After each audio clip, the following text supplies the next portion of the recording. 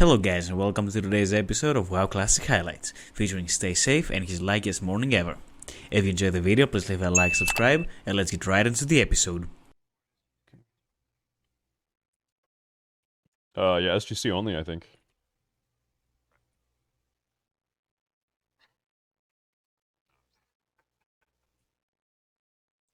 Lobocat, hey, good morning. Good morning. Dude, I'm a good luck charm. Here it is, dude. Chat, do you see this? This is actually fucking insane. Watch it get 2 SGCs back to back. It's fucking game. It's the luckiest morning in the world. Alright, drop an SGC, bitch. Oh my god. Wow! Oh my god! That is so funny! Oh god.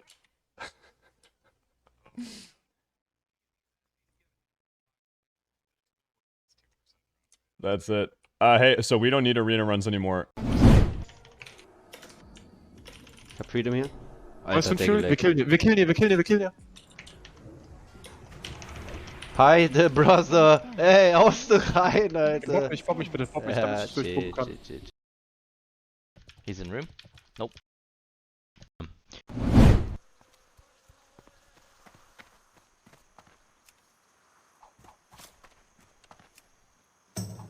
Not ready yet.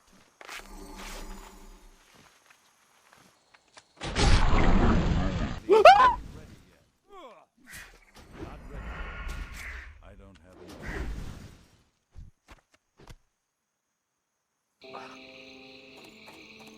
any. Yes! Yes! Yes! Let's go! Wow, God, what a game! Wow! Holy shit, let's fucking go. Do you see how he's playing crazy fast? Do you see how fast he killed his pet? It's my tier 5 sets, bro. CC, I wish you were, okay? I'm running the fuck away, bro. I can't do anything right now.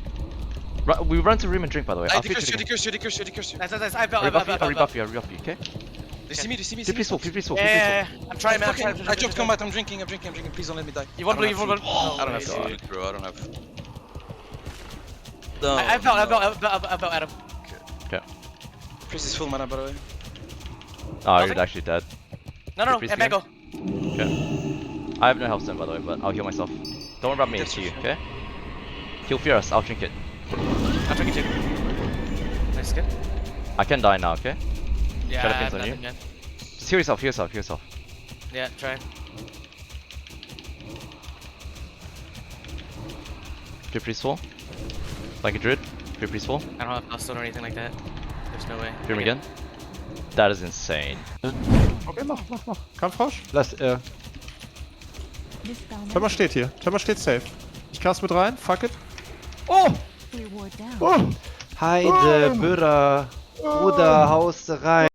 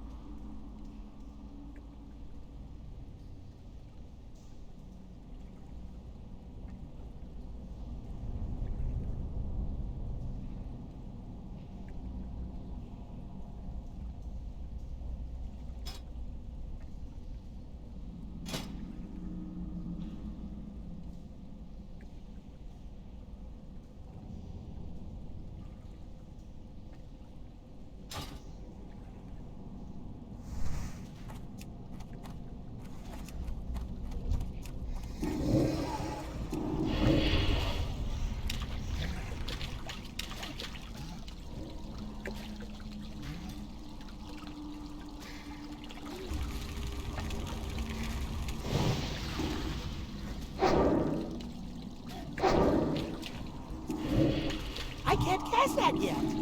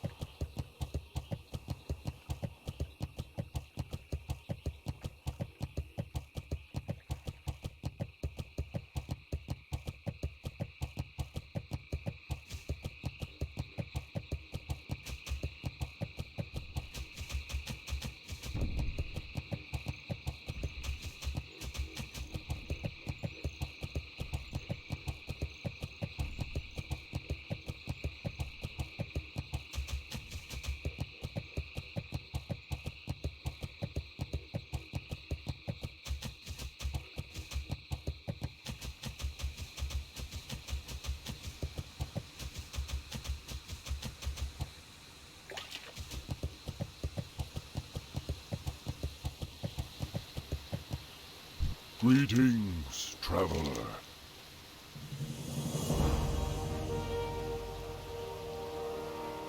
May the eternal sun shine upon thee.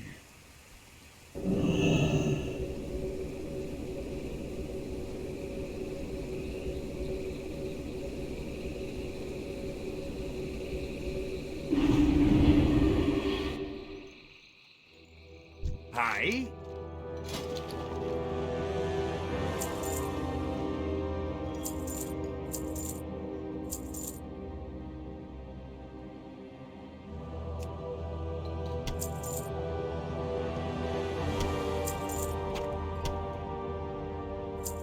Safe travels.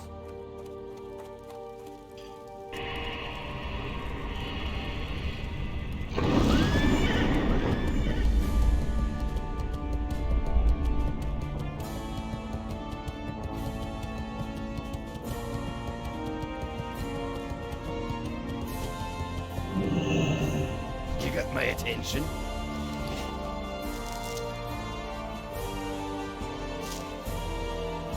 Watch your back.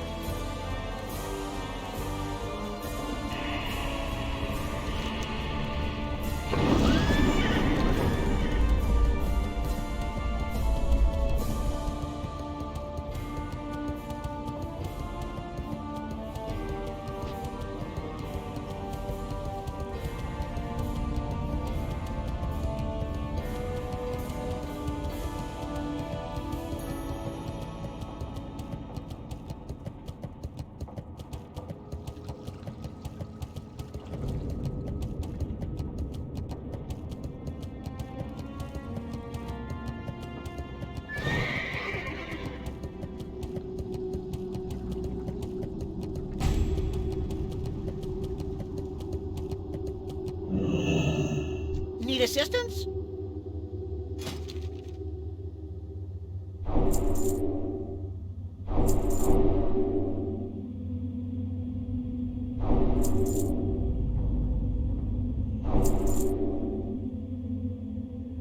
Off and away!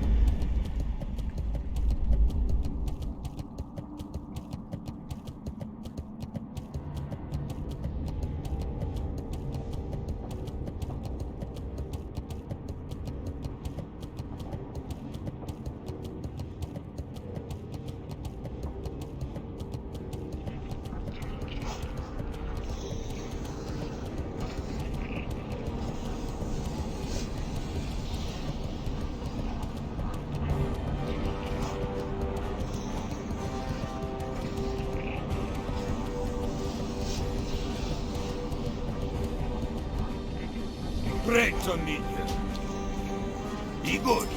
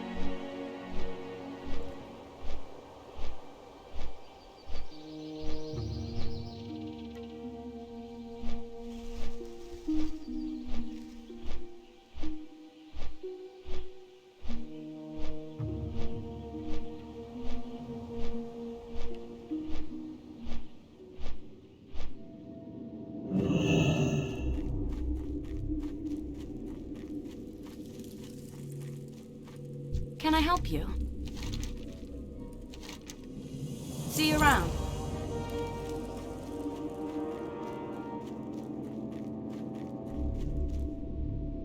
My, you're a tall one. Alrighty then.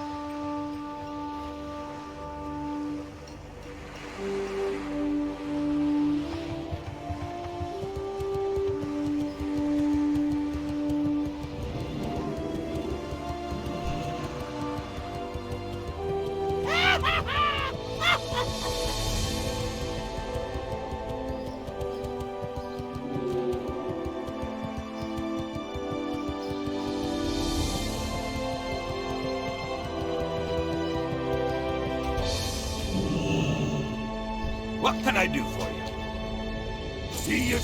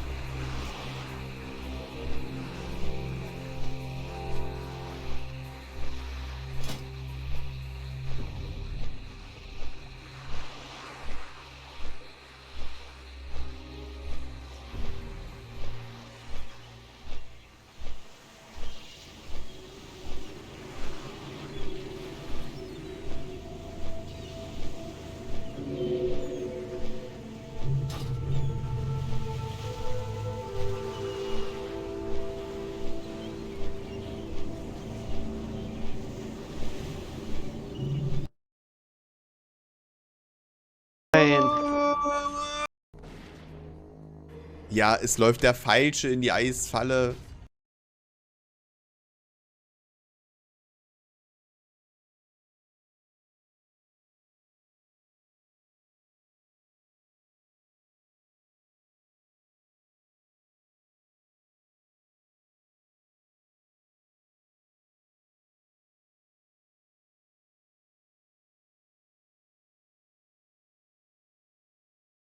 Hey guys, welcome back to another TBC adventure featuring your boy, Poppy Picker. In today's video, honestly, there isn't much to say. The boys and one girl all decide to hop on TBC and level, but it doesn't go well.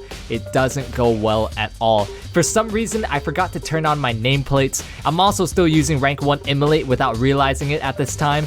All of our gear is crap, and so we think that going into Blood Furnace is a good idea. So yeah, enjoy. I'm gonna let it charge up, I'm gonna let it go. Oh, hold up. What is this man talking about, bro? Yeah, hold on, bro. Come here, you Shadow Moon fucking... Never mind. Yo, holy shit, bro. Oh, where are you, bro? We're good, we're good. Back here. I'm fucking hiding, bro. No chance I'm going in there right now. Pussy. I'd rather be an alive pussy than a dead retard, bro. It's wise words. Wise words. That's what the old man at the gas station told me.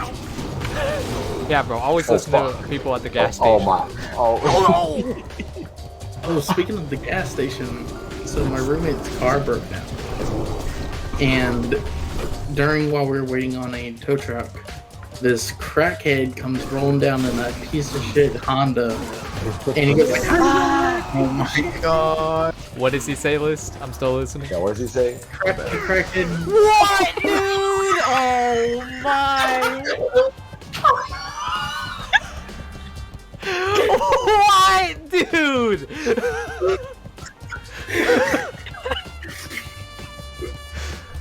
What? Oh shit.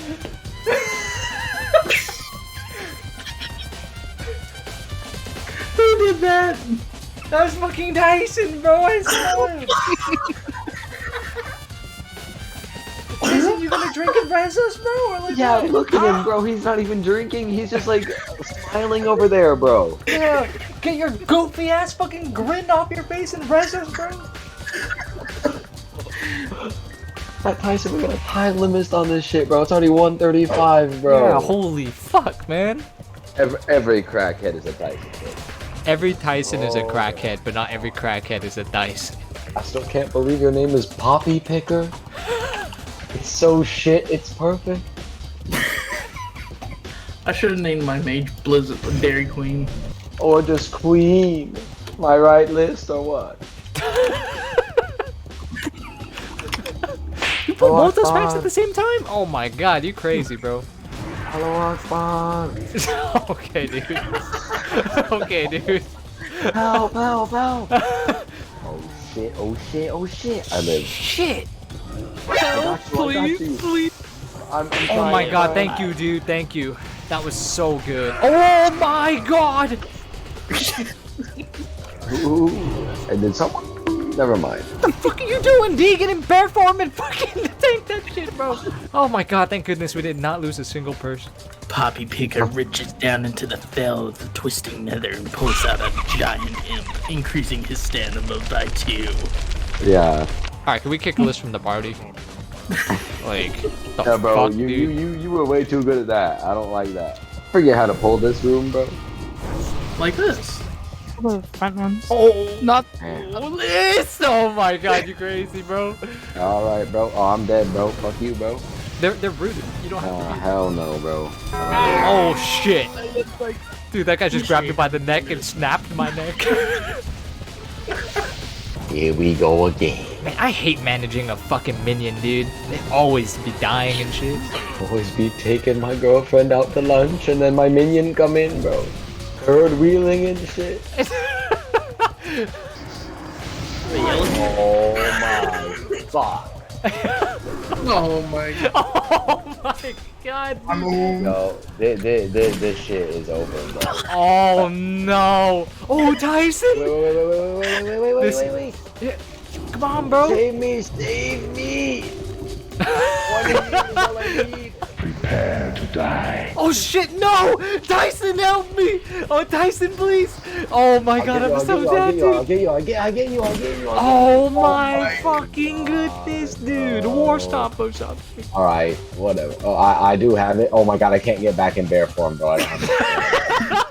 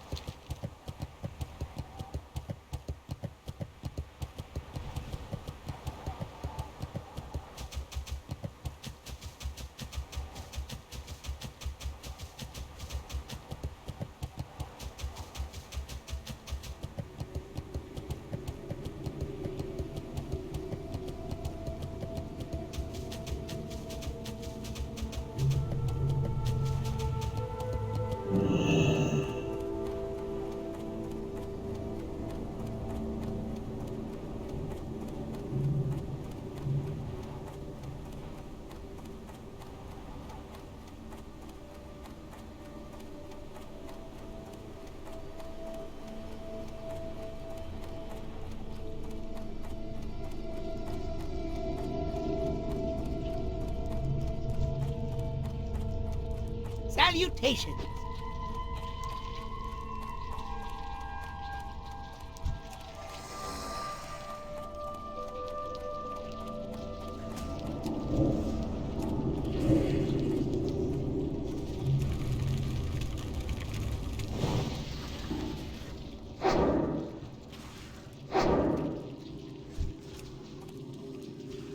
It's too far away.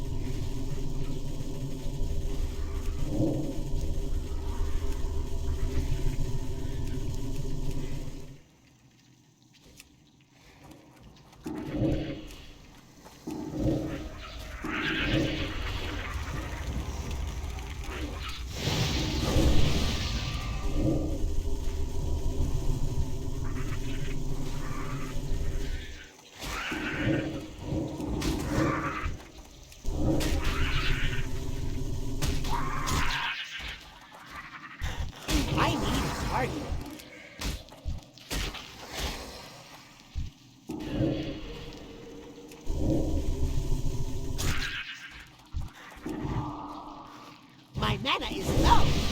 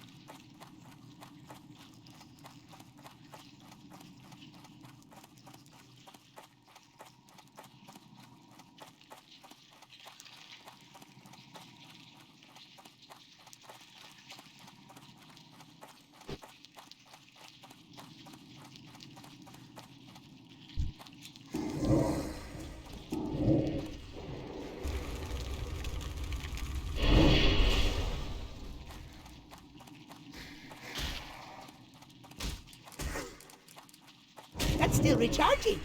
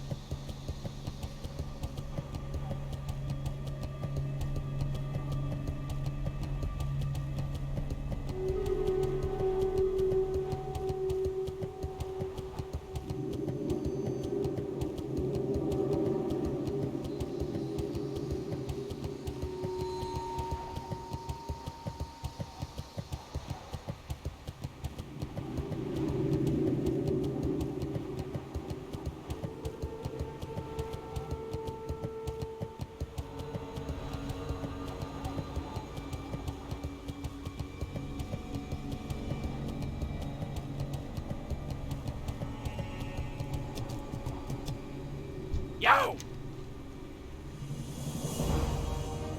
Glad I could help!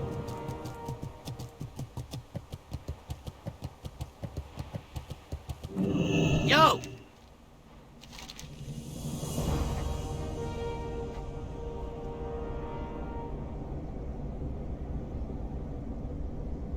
Be good. Time is money, friend.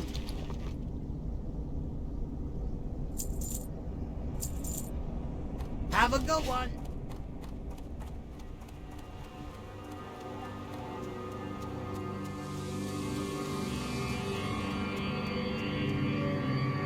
Time is money, friend.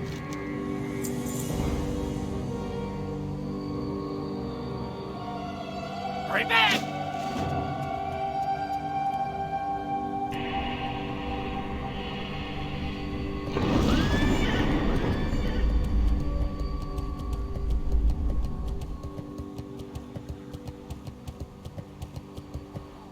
What can I do for you? Safe travels.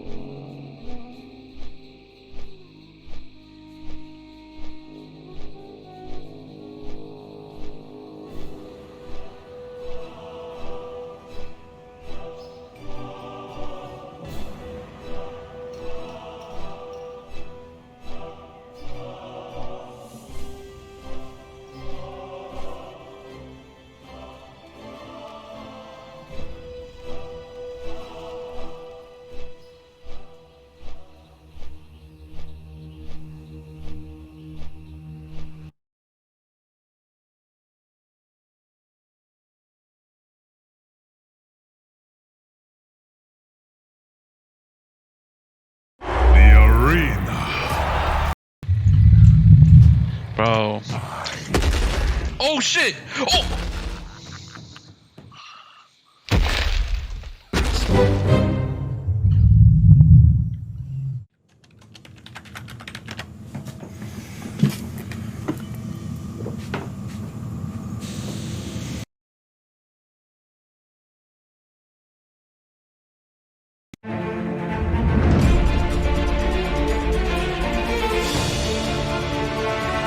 Spider-Man movie that you will ever see. So if you're new to the channel, we're doing a giveaway. The biggest Spider-Man movie that you will ever see. So if you're new to the channel, we're doing a giveaway for IMAX tickets for the movie. All you have to do to enter is be a subscriber and leave your favorite Spider-Man moment from any Spider-Man movie in the comments below. Please don't post big spoilers for people that do get to see the movie early. My full post-credit scene video, full breakdown, Easter eggs videos will all start posting later this week after the movie actually comes out because there is a lot of stuff that we have to talk about. So run, do not walk to go see this movie. You guys have no idea. It completely lives up to all the hype. And normally you think movies get overhyped. You get kind of worried about that. People start to get kind of nervous when movies come out like this. It completely delivers on everything. It's not perfect by any means, and a lot of your enjoyment of the nostalgia that they're going for in bringing back all these Tobey Maguire and Andrew Garfield Spider-Man villains and all these Easter eggs from all the Spider-Man movies will just depend on how much you enjoyed those older movies. So, for instance, if you're an older fan who has been to see all the Spider-Man movies in the theater, you might enjoy this movie just a little bit more than like a really young kid who's only known the Tom Holland Spider-Man. But if you've been on the fence about Tom Holland's portrayal as Spider-Man, as this younger high school kid Spider-Man in the MCU so far, after you see this movie, Tom Holland will probably be your favorite live-action Spider-Man. I know it's a tall order because Tobey Maguire's Spider-Man 2 is still probably one of the best superhero movies of all time, not just best Spider-Man movies of all time, but best superhero movies of all time. The animated Spider-Man Into the Spider-Verse a couple years ago kind of shook up those rankings. But the thing about Spider-Man No Way Home is that it really is kind of like a live-action Spider-Man Into the Spider-Verse type of movie. Not in the exact same way, but you kind of understand. They're doing so many multiverse elements in the film that it really is like a live-action Spider-Verse film. And the funny thing about that is that Tom Holland said that Kevin Feige actually initially pitched that idea as a joke. Like when they were coming up with their early ideas for what Spider-Man No Way Home could be, they all said, what about a multiverse movie? And then had a good laugh, like ha ha ha ha. But then Kevin Feige said, but wait, what if we did do it as a multiverse movie? So we should really all thank Kevin Feige for them bringing back all these super deep cuts. But the basic premise of the movie is that Spider-Man has been doxxed by Mysterio, the whole world knows his secret identity, and he thinks it's going to ruin his life. It seems like it's going to ruin his life. So he goes to Doctor Strange to try and get him to take it back, to erase everyone's memories, but then winds up making things even worse, leading to the barriers between realities breaking down, between the multiverse breaking down, and the Tobey Maguire Spider-Man villains and the Andrew Garfield Spider-Man villains like Green Goblin, Dr. Octopus, Electro, Sandman, the Lizard, all coming to the main MCU reality, and him trying to fix everything in a way that he feels comfortable with, that he feels is like the best way to do it. Which puts him at odds with Doctor Strange, who is trying to find the simplest, quickest way to fix everything. Tom Holland himself said it best in a recent interview when they were doing fan screenings of all the trailers a couple weeks ago. The Spider-Man often winds up shitting on himself because he will always put everyone else before himself. Spider-Man's biggest superpower is Peter Parker, and that's because of his humility. That's what sets him apart from the rest, is that he's unable to not do the right thing. And for me, as an actor, bringing that to life has been so fun, because it's sometimes incredibly frustrating. Sometimes I read these scripts or I perform these scenes, and I just want Peter Parker to be selfish, just one time. Because he always puts everybody else first, and therefore he kind of shits on himself. And that is no different during Spider-Man No Way Home. It is a Marvel movie, so yes, it does set up a lot of future things. They do give you teasers and hints, Easter eggs for things that are going to be happening in the next couple of movies like Doctor Strange 2, Multiverse of Madness, the other Marvel Phase 4 movies. There are a lot of minor things that they could turn into much bigger plot points in future Spider-Man films when Tom Holland comes back. But here's the thing, when people call it the biggest Spider-Man movie of all time, the director literally said when they started releasing trailers a little while ago that they're unofficially thinking of the movie as Spider-Man Endgame. So it kind of does for the Tom Holland Spider-Man MCU character the same thing that Avengers Endgame did for the Avengers. It gives them a kind of ending, but also a place to pick up if they want to pick up again. Like, what happened to all the Avengers characters at the end of Avengers Endgame? They all kind of went their separate ways. We knew a couple of them would come back. We knew some of them were probably not going to come back anytime soon, like they really gave Iron Man and Captain America endings if those actors wanted it. But because it's science fiction, it's comic book movies, they could come back in ways if they wanted to. So the idea going into Spider-Man No Way Home is that they wanted the movie to feel like an ending of the Homecoming trilogy, like the end of the idea of a high school Spider-Man dealing with high school problems. That's why a little while ago when they were talking about this new Spider-Man trilogy that Tom Holland had supposedly signed on for, Amy Pascal was going on and on about more and more Spider-Man movies with Tom Holland. He said that if they did come back and do more movies, the vibe would be completely different, the tone, the story they would cover, the look and the feel of everything. So once you see the movie, you'll kind of understand, like Avengers Endgame meant to be a definitive end for this chapter in the MCU. Spider-Man Endgame, Spider-Man No Way Home meant to be a definitive end for this chapter of Spider-Man in the MCU. And Tom Holland totally brought it. If you were on the fence about his performance in Spider-Man Homecoming or even Spider-Man Far From Home, that's why I said you'll come out of this movie and he'll probably be your new favorite live-action Spider-Man. The portrayal of Spider-Man that you've always been hoping for in the MCU. It was no mistake when the Russos called him the new most important character in the MCU, hands down. Like we used to talk about Robert Downey Jr.'s Iron Man character being the new focal point of the MCU, like the most important character, which is why his arc in Avengers Endgame hit so hard. Now that's kind of Spider-Man. Spider-Man is now the new most important character in the MCU because he was there for everything during the Infinity Saga movies. He was a kid watching all the Avengers come together. He was there for Avengers Infinity War, Avengers Endgame, and he'll be there for everything that's happening next. So he is like the ultimate MCU point of view character right now. I have a feeling that his lawyers are going to make sure that he gets paid for those new Spider-Man movies that he comes back for eventually. We're talking Robert Downey Jr. money. And while they were sort of using this as a giant bookend to the Homecoming trilogy, it also kind of feels like a sequel to the Sony Spider-Man movies. Like there is so much nostalgia, so many Easter eggs, so many things that they brought back from the Tobey Maguire and Andrew Garfield Spider-Man movies that at times, Spider-Man No Way Home feels kind of like Spider-Man 6 instead of like a sequel to the Tom Holland MCU Spider-Man movies. Like you have the 3 Tobey Maguire Spider-Man movies, 1, 2, and 3, then you have the 2 Andrew Garfield Amazing Spider-Man movies, then you have this movie. Like you could watch those first 5, then this, and it would feel like a complete arc. So that's like the new speed run version of Spider-Man. Like if you're watching all the Spider-Man movies, but you want to do it in the quickest possible way, just watch Spider-Man 1, 2, you could probably skip Tobey Maguire's Spider-Man 3, watch Andrew Garfield's Amazing Spider-Man 1 and 2, and then Tom Holland's Spider-Man No Way Home.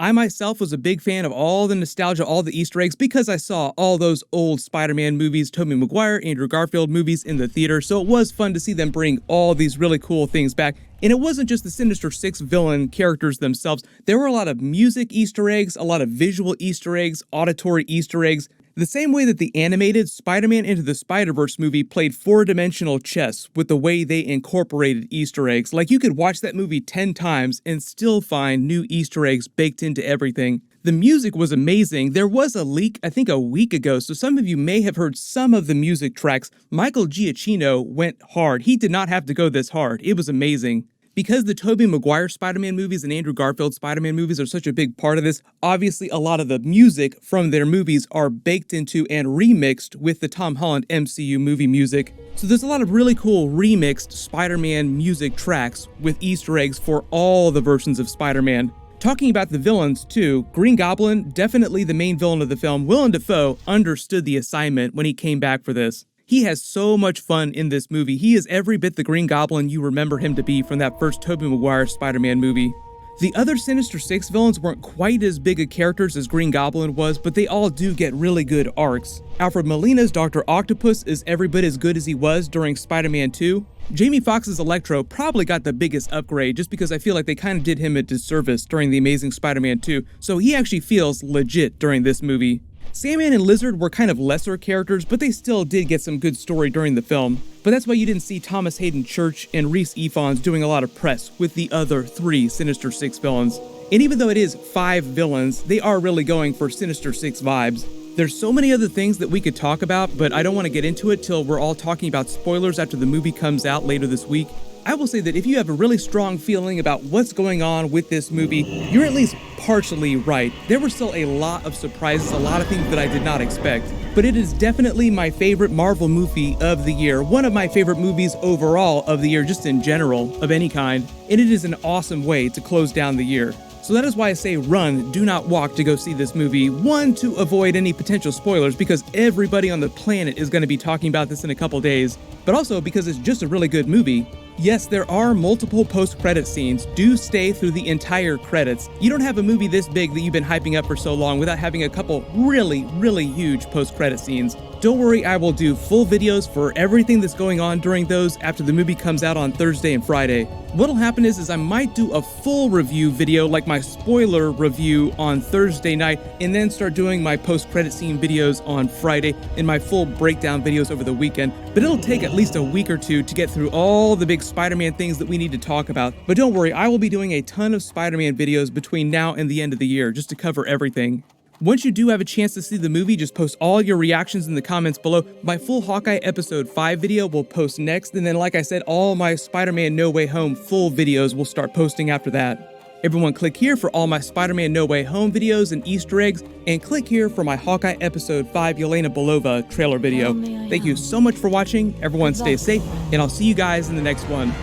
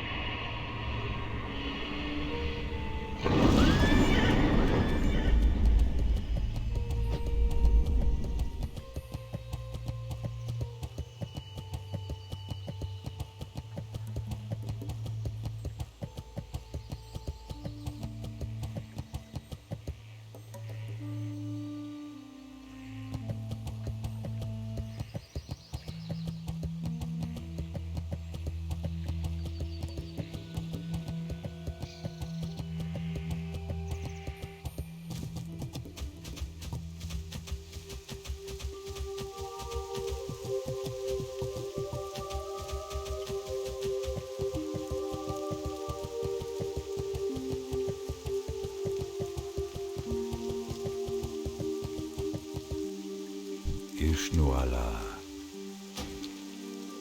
בנת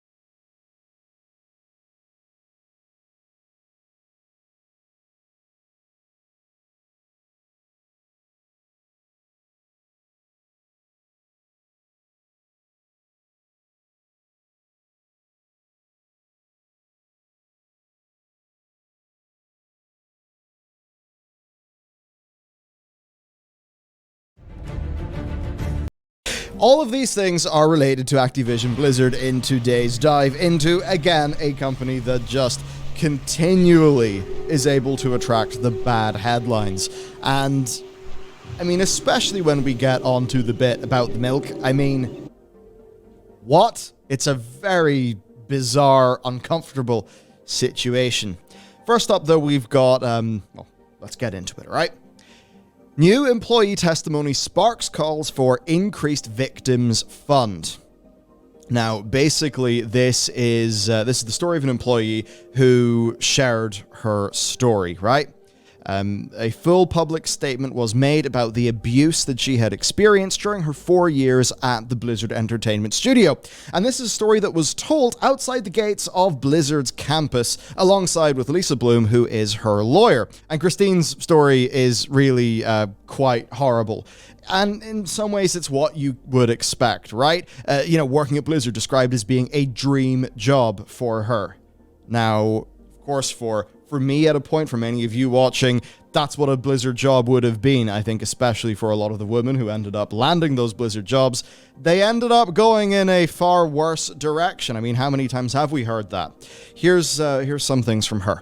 I was so excited to be part of a community that seemed to care so much about their employees. Unfortunately, that didn't happen to me. Since I've been employed at Blizzard, I've been subjected to rude comments about my body, unwanted sexual advances, inappropriately touched, subjected to alcohol-infused team events and cube crawls, invited to have casual sex with my supervisors, and surrounded by a frat boy culture that's detrimental to women. Stuff's supposed to be professional in the workplace. Like, what the hell? The whole thing, what the hell? The supervisors, that's clearly an abuse of seniority at the company. Christine raised complaints via her supervisors, but she was brushed aside. So that's great. The men apparently were just joking, and she should get over it. Of course. She was told that her alleged abusers had done nothing illegal and not to go to HR about it. I mean, whether what they did is illegal or not, that's not actually HR, right? HR is supposed to be protecting the employees, ensuring reasonable things happen, and I am sure you can have levels of workplace harassment that don't fall foul of a particular law, but are absolutely not professional conduct in the workplace. In her statement, she explains that she'd been demoted and faced retaliation for raising complaints over this abuse in the first place. She was denied company shares and profit sharing, and also received minimal wages. This whole thing, of course, had a devastating impact on her mental health, but strengthened her desire to build a good workplace, and that's why she's telling her story. Now, her lawyer, Lisa Bloom, also made a statement where she took aim at the proposed $18 million victim fund. Now, here's the thing, right? You and me might think, oh, $18 million, that is a hell of a lot of dollar. Then you remember how many people this is split across. And then you remember that this is a lot of stuff happening in California, and if the recent thing of some Blizzard employees sharing their expenses is anything to go by, California is insanely bloody expensive. So you have to take all of those things into account when we're talking about these victim funds. And so for that region and for the quantity of people that it would apply to, the $18 million is basically kind of tiny and pathetic. So that's what they're going for. I think generally the consensus is that the 18 million number is pretty damn lackluster for the general scope of things. It's also that the $18 million, it doesn't really fully cover everybody because of just stuff with historical issues. Now, Bloom went on to demand 3 outlines. So first is a efficient, fast, and fair process for victims to resolve their claims, alongside, of course, this $100 million fund. To issue a real apology to victims. Again, I think Activision Blizzard would say they've done that. I think for a lot of people, though, it's like the apology... The thing that will make an apology matter is if the action feels authentic, and people haven't really felt that. The things that people have heard are actually going on from the company. And then to enlist a neutral third party to assess career damage experienced by victims with an aim to address grievances. Now, here's the thing, right? A lot of this career stuff, it's like a snowball going down a hill, right? So the more the snowball goes down the hill, The more snow it collects, the larger it gets. If you just stop the snowball, well, you're going to stop that exponential growth. And you're going to stop the growth curve anyway. And, we all know what that looks like on a graph. And that's kind of what happens to, can happen to people's careers when they are in these situations of, sustained abuse and bullshit for years. And of course, it's pointed out, not a big, law defense firm. And that is the thing. WilmerHale. WilmerHale, the law firm. Of course, the very funny thing is, Ian Hazzikostas, game director of World of Warcraft, he was a white-collar criminal defense lawyer. And look, obviously, there has to be a prosecution. There has to be a defense in the legal system. And, it is the job of a defense lawyer to defend somebody regardless of public opinion, regardless of all of that, because that is how the system works. But obviously, from an optics perspective, it is a little bit rough, especially when you... I saw a whole thing, it was about, WilmerHale and Guantanamo and stuff, so you're like, man, oh boy, some bad looks there. So, obviously, I think WilmerHale are just not the people who are really going to be the ones for the job here. Now, this lawyer, Bloom, she's not messing around because she's got experience in this area and also recently represented victims of, I'm pretty sure, an individual whose name I can't say. Suffice to say, it is an individual who, did have a private jet that went to a certain island and also did have a little black book of contacts that also did include Bobby Kotick. So, that individual. Also has represented accusers of Bill O'Reilly and Donald Trump, as well as Janice Dickinson's defamation suit against Bill Cosby, and was also enlisted in all of the Weinstein stuff to help fight against his suit of allegations, and had this to say: as a women's rights advocate, I have been blunt with Harvey, and he has listened to me. He is an old dinosaur learning new ways. She actually consulted Weinstein from late 2016 to October 2017 when she stepped down because of public pressure. So there you go. This is obviously a, pretty big tier lawyer, I suppose, who very much operates in this area in high profile cases. At any rate, though, that basically just means, the sort of some of the big guns are out, right? And obviously this has been all done in a way like it's not just a press release, it is actually going to their campus, same place the walkouts are happening, so this is being very well orchestrated for, public appeal, raising awareness, actually, it's not really a get out the vote thing, obviously, because there's no voting going on, but it's kind of like that, right? It's like really trying to engage people and get them talking about the story, and there's certainly been a lot of success in that with really all of this case.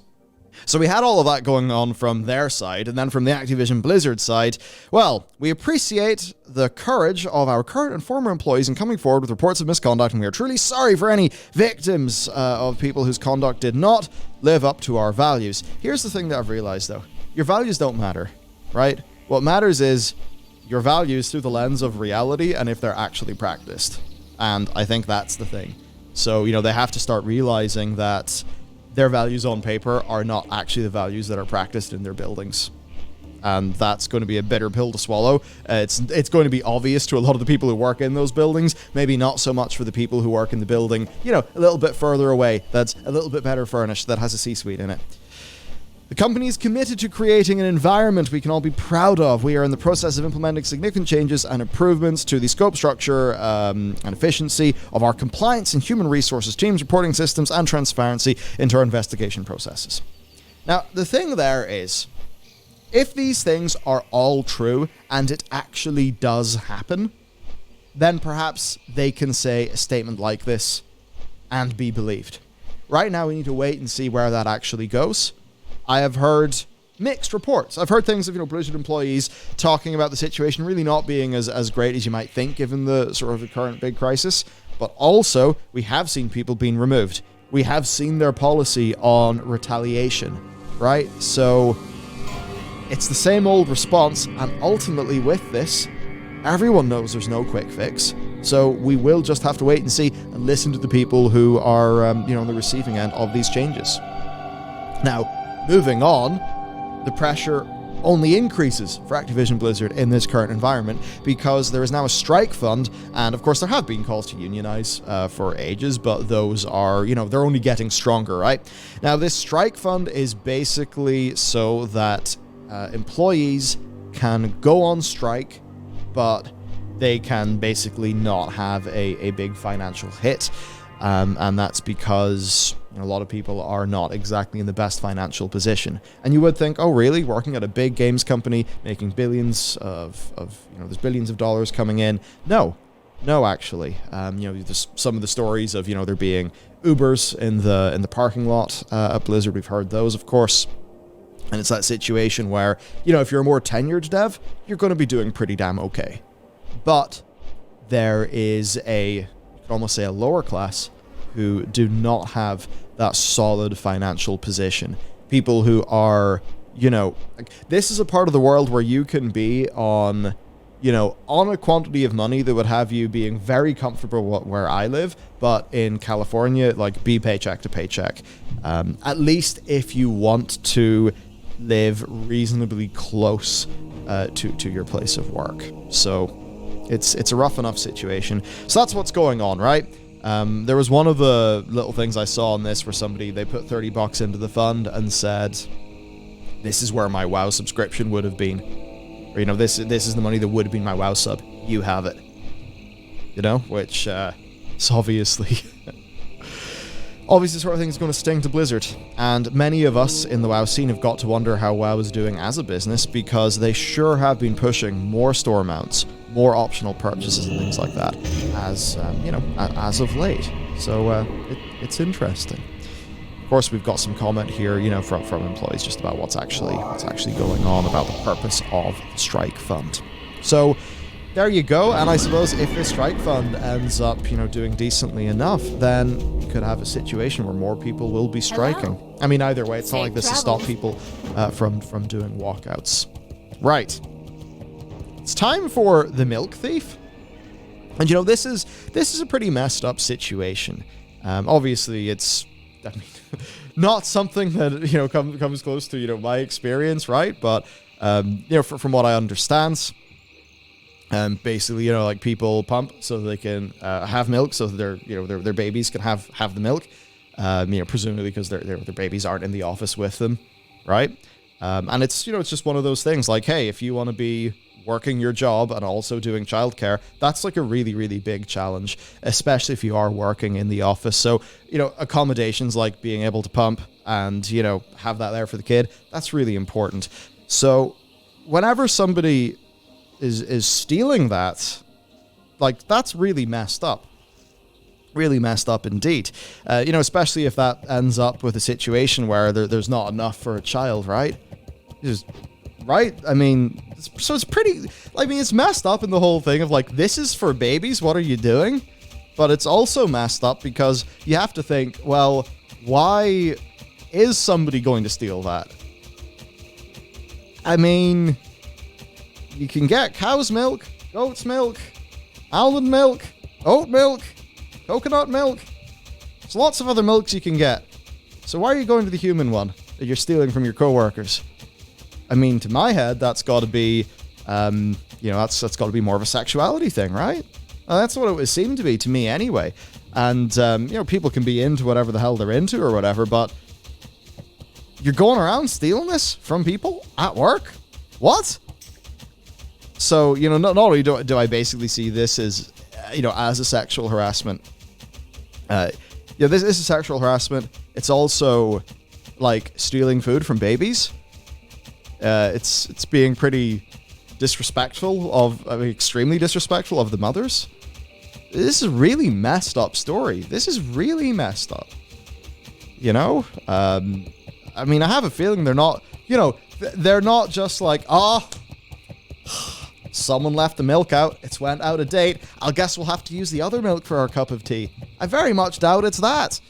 So, yeah, this is a tweet from Jessica Gonzalez, who no longer works at Blizzard Entertainment, but did choose to signal boost this, which I believe comes from the Blizzard Slack. I'm hoping that a number of items was fixed when I brought this up a few years ago. Everyone who was involved has since left, and I last reported something. It appears consistently people drop the ball in maintaining these things. Some of the issues we encountered. This is, I think, in regards to like the lactation room, which I believe is like a legal requirement that at least accommodations for that sort of thing are actually made from others. So the chairs would rock backward and could not be locked into position to properly, like the proper position, you know, for it all. So people ended up just sitting on the floor. The tables were made of wood, which was porous and textured, so even though they were cleaned, breast milk built up and caked on the table, discoloring it and leaving trapped milk in the table, which doesn't seem like a particularly pleasant situation. The outlet situation was a fire hazard. There's only 2 plugs per room, one plug being used by a lamp, the USB jack for phones, the other one for the pump. No outlet for laptops or extra space to place a laptop if people wanted to work. I mean, hey, if you're a big biz, like, hey, you got these employees going off to do something, give them a plug so they can use their laptop and still do work, I guess. So just, you know, not the best things. But, you know, it gets worse is the point here. Insufficient storage space. There were no locked cubbies for mums to keep their pumps safe, so many had to basically lug them, you know, across the campus. And now is where it gets a bit more weird. So refrigerators had padlocks that were not consistently locked or could be accessed by other employees. Employees were using the fridges to store their beer in. Right? So, I mean, look, don't be putting your beer in the breast milk fridge. What the hell? Right? But the reason there were locks in the first place is that nursing people's breast milk would be stolen. So, these things originally had locks. Those locks were there because the stuff was being stolen. The locks end up, I suppose, going away or being breached, and people are now storing like cans of beer there. No one was keeping up sanitation standards. It did not appear that housekeeping was cleaning those rooms consistently, constantly like the way the rest of the office was. Here's another one from Stephanie Leon, and I believe this is the more like, well, big statement. Actually, you know what? I'm not HR, so I'm done tiptoeing around these issues to be sensitive. Men stole them. And so Stephanie works in security. And I think one of the things you'll probably see is like someone working in security. They're going to be going around a whole bunch of the building. They're probably going to hear things and just, you know things that a bunch of other people are blind to. But, you know, maybe because they're not in, like, a core development job or something, the company won't treat them as well as we've actually seen in some of these companies. So, yes, men stole them. And if they want to keep that hush-hush, maybe they should circle back to me when I report these things and share some transparency on how they, number 1, plan to respond, and number 2, how to mitigate these issues. Instead of blanket statements like, we took care of them, it's my job to protect employees. I'm not here to handhold to make people comfortable. I'm here to provide facts and testimony of my investigations. As one of the few women in security, I'm quite frankly tired of seeing HR not follow through on things that should be followed up on. And, you know, if we have somebody who works in security saying, hey, men are stealing the breast milk. I mean, bloody hell. HR should not be, you know, locking down that sort of thing. Now, there's some other things. She has more to add, like the time she was literally rejected from the pumping room in Building 7 because, more than once, because men in Team 1 were using it to take naps. Which, you know, again, as is pointed out, there's actually a legal requirement for that. So, and HR defended it as, you know, napping being a legitimate use of the room. And look, naps, sure thing. In the right place, and if there isn't the right place for that, provide one. And then as it goes on, it's basically just, you know, your TLDR of there's a bunch of complaints here, they're not really being handled appropriately, and here's the thing that matters, right? After bringing this up in today's chat, facilities, like the facilities team, swiftly removed the tables. You know, the tables that were like porous and, you know, not sanitary. What I'm tired of is escalating things, HR saying they'll be handled, and then nothing happening. Now I have to be unprofessional and leverage groups, and now social media for action to be taken. So this is a case where you've got an employee, they're trying to go through the official channels to get the right thing, to get those official channels to do their goddamn job. Doesn't work, now it has to go on like this.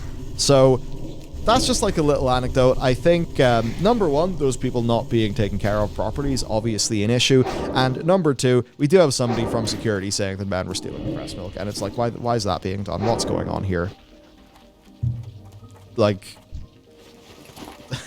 there's just not many comfortable answers to that question, is there? I suppose this is hardly a comfortable topic, is it? So that's basically the situation for the latest on Activision Blizzard. A few more anecdotes. I think for the main thing on this, it shows just a level of not taking it seriously and a level of disrespect that is just unacceptable. And I think it's anecdotes like this that give you like a little bit more of a window into how things, perhaps would have been like, and maybe in a way that was not super transparent to loads of people at the company. I'd imagine, that all of the women probably knew about this stuff, but, it's just that thing where, I guess it's the thing for people to think of in this, like, sometimes the people who are perpetrating the bad stuff here, they'll be real creeps to women and stuff like that, but when they talk to you, like, if you're their friend or something, you're not going to pick up on any of that shit. And, I suppose that's just the thing with these. People can act differently in different scenarios, right? And I think just that means that if these things aren't handled properly and aren't dealt with, it can all just friggin' fester and turn into this disgusting big mess, which is exactly the sort of thing that is, that is going on here. Because I'm sure there's plenty of people who, if they knew that this clandestine milk gobbling was going on, probably would have said, "What the fuck are you doing? That is messed up." But, it's clandestine. And when the people who actually notice it don't friggin' get listened to by the proper, the apparatus of the company, nothing gets done. It all just festers and gets worse. And then I think you have this thing where, standards slip. Oh, the room's a bit messy. Oh, there's beers in the fridge. Standards slip and slip and slip. Norms shift and change. Standards get lower and lower. And it's just a spiral downwards, man. So, sucks. Hey, it's good to see the facilities team, now that this stuff has been raised, have went in and fixed the problem. Perhaps the rest of this will be properly looked into, as it should be, because, frankly, the idea of men going around stealing the breast milk, it's for the babies, that's messed up, and that should be looked into. Never ends, does it? Right, okay, that's today's story, that's what's going on. It's the sort of thing, I can't be like, hope you enjoyed the video. It's not exactly enjoyable, but I mean, bloody hell, it is, for better or worse, it is interesting, isn't it? So we can hope these things don't happen again. Have a great day, everybody. I will see you next time.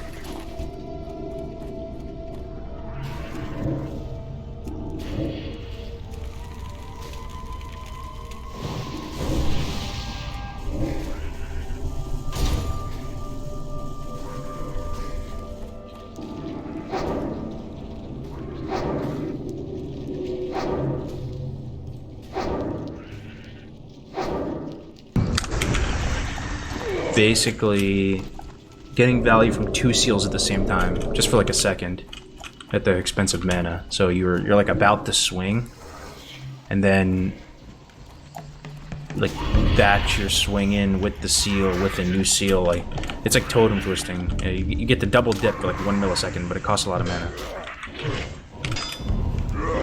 What if mages drop portals right before the tough raid boss pulls? It could work. It could be a disaster though, bro. I don't know if it's more of a liability than it is a positive, because somebody, we've all misclicked on mage portals before, right? Someone drops one near the raid, it's like a classic, right? Someone takes it and they're like, yo, summon back. Somebody could fuck up and just click this portal, right? Also, these SoM boss fights are way longer. We did a full clear on the beta, and a lot of the fights were like 5-6 minutes even. So the mage portal is only going to last for 1 minute. And so it just may not do anything. But I think everybody will be coordinated. No one will fuck up. When the time comes, everybody's going to be like super dialed in. So maybe we could drop them at a certain spot, and just in case, like as a small little hedge against disaster for the first minute. I'm not even so sure though you can take portals in combat. I've never tested it myself. Everybody thinks you can, but I've never seen somebody just like verify it and do it. We should just do that one of these dungeons though, and just try it out.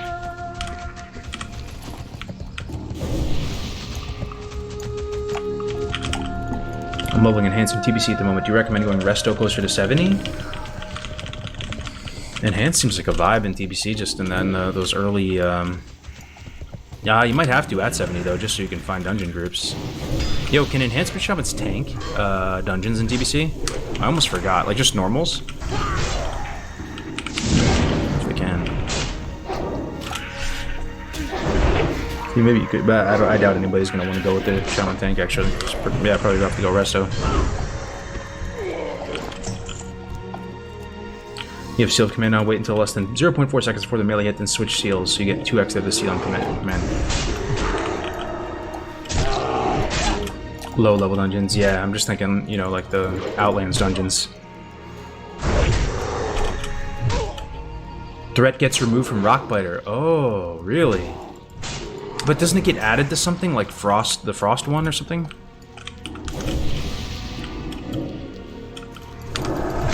Does it look like there's a role you need more of? Healers. Yeah, for sure. But at the same time, that's what we've been saying for weeks and weeks, and the most popular class and race has been Dwarf Priest so far, which I'm no complaints here, but still think it'll probably be healers. Yo, what up, Wink? Good to see you, bro. Yo, I will be... Give me 30 seconds, guys. I will be right back. I can hear you so... I can't hear you. No, there's no voices. Never mind. I'll hear my webcam if I start taking damage. I'll be back in 30 seconds.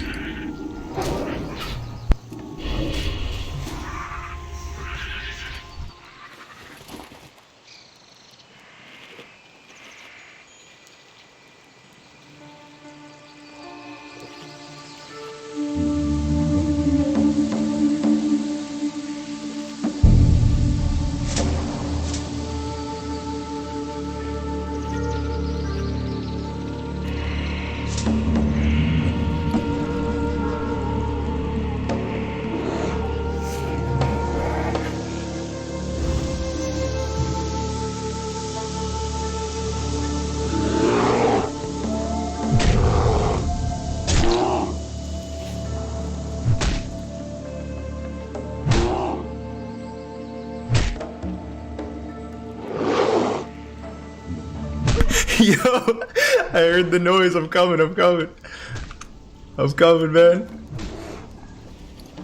Oh, okay, we're back. Oh, dude.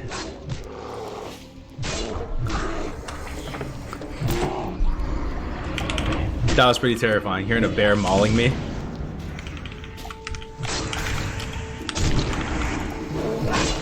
Ah, dude, okay. Wireless headphones for the window.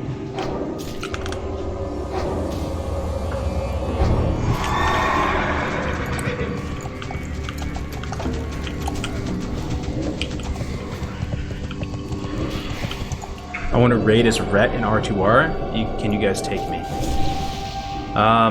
Probably not, bro. Keep it a buck 50 with you. We talked in our last guild meeting about like our guiding light is just going to be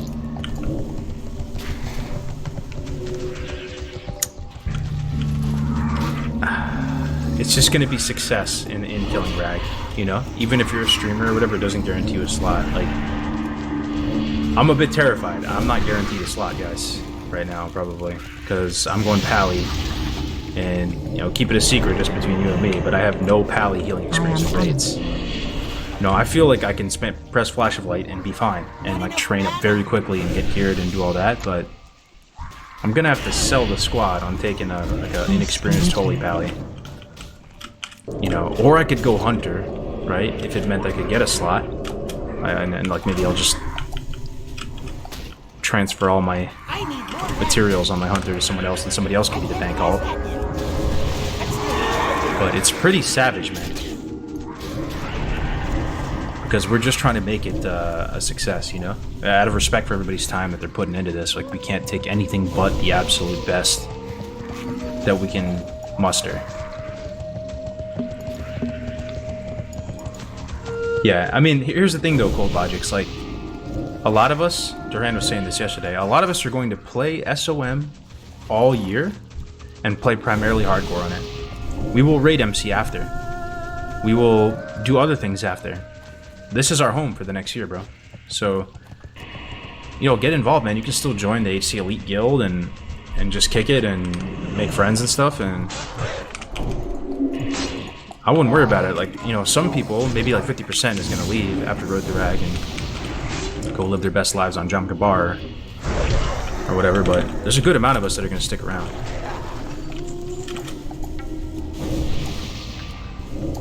Where are all the monitors in the background? I was thinking about getting like another TV over on that wall, but yo, I never had a surround sound system until just yesterday. I bought one. They're actually pretty good, guys. It's not a scam. Compared to TV speakers, it sounds way better.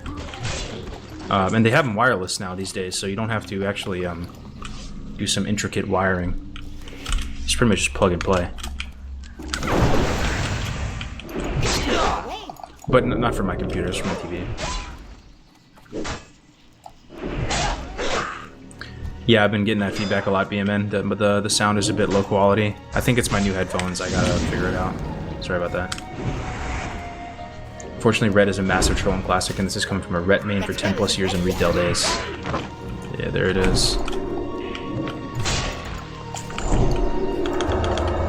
But I really wouldn't let that inhibit you from participating in the community, man. There's some good people here, and we'll be around even after the event's over.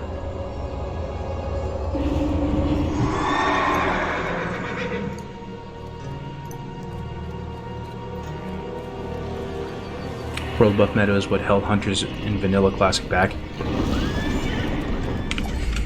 I think Hunters, while they're probably not going to be top DPS, it is so much more fun to play Hunter now. In Classic. How they made all the buffs affect Hunters now, like Mongoose, and stuff got changed from ranged attack power just to regular attack power. It's only like True Shot Aura that's still ranged attack power, right? Maybe they should just make True Shot Aura regular attack power too, though. Give Hunters a little bit more utility and buff them a little bit. Talk to me. But it feels really good to play Hunter right now in Classic.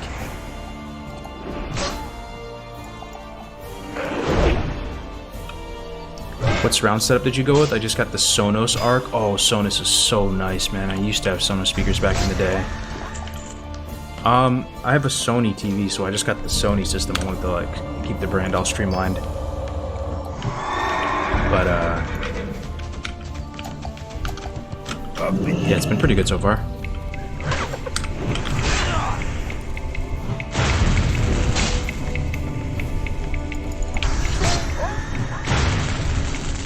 What I love about hardcore is it allows you to play WoW how you want. If you want to be red, be red. If you want to be survival, play survival.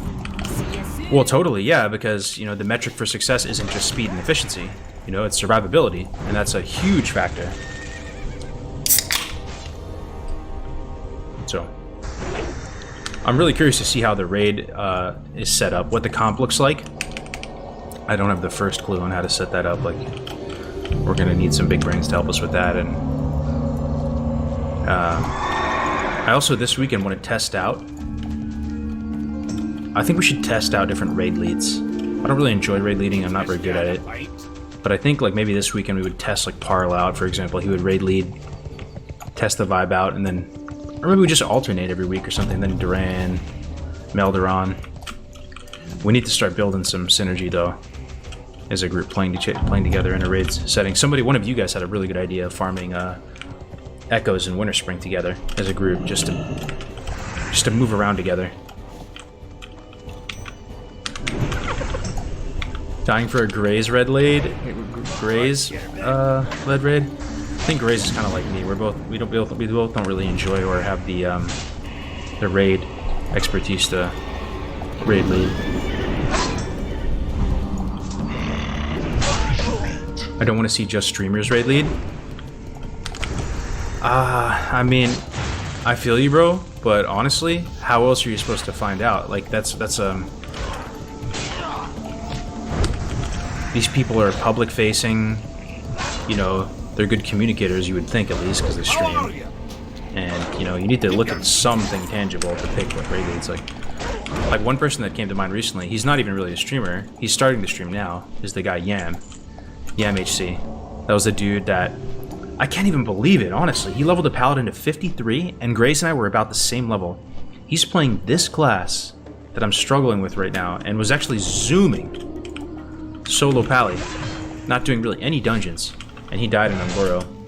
He's on Warrior now, and he played on Erugal. He was rank 14, Scarab Lord, main tank, raid lead for... He got the... You remember ZG? I casted the ZG World First Race, and an Oceanic Guild took it. Pretty sure that was his guild. And people are really like him a lot. I like him a lot. I think he could be a good raid lead. Shout out from a corporate Andy living vicariously. He also tanks Skolo. Oh, he's been taking everything. Yeah, he's got a really good mind for the game. Whoever knows the raids best should raid lead, in theory. Yeah, it's not even just that, though. I think another factor towards raid leading is getting somebody who would raid lead who isn't that, like, power hungry or whatever. That they're not going to be too high up on a horse or something where they can't take feedback. Right? They can't take negative feedback. Gotta pick somebody who's gonna be balanced, man. Been watching the stream. Yem knows his shit 100%. Oh yeah, I really like his stream a lot. Ampi for raid lead. Oh yeah. Well, here's my suggestion. I'm gonna suggest it to the group next time we meet. For this first raid, Parla and Ampi working together. Ampi is kind of the silent but deadly type. Incredible mind for the game. But I'm not sure if he enjoys speaking and speaking loudly and like delegating and like shouting at people and stuff like that. Like I don't think he likes that. He just loves the game and wants to be a gamer through and through. So if you had like a little two-man team and like Parla and Ampi were working together. What about Navik? Navik could be a great option too, you know? There's a lot of potential great people in this role, but I don't think he's 60 yet. And even if he does get 60 in time, at least for this first one, I think it's too soon because you won't have any gear or whatever. Like Parla, Ampi, they've been running the dungeons. They've been 60 for a while. They got some stripes on their shoulders. Stay Safe was pretty good. Yeah, he actually really did impress me with his raid leading skills. I gotta say, he is a really good raid leader. I don't think he wants to though. I think he said that before, and yeah, I don't think he wants to. And he can be a bit polarizing to some people too. You know, it'd be nice to just get. I don't think anybody's gonna have any problems with Parla and not be working Hey together. Karg, I know you're getting asked a lot of questions about WoW, but I have one question for you.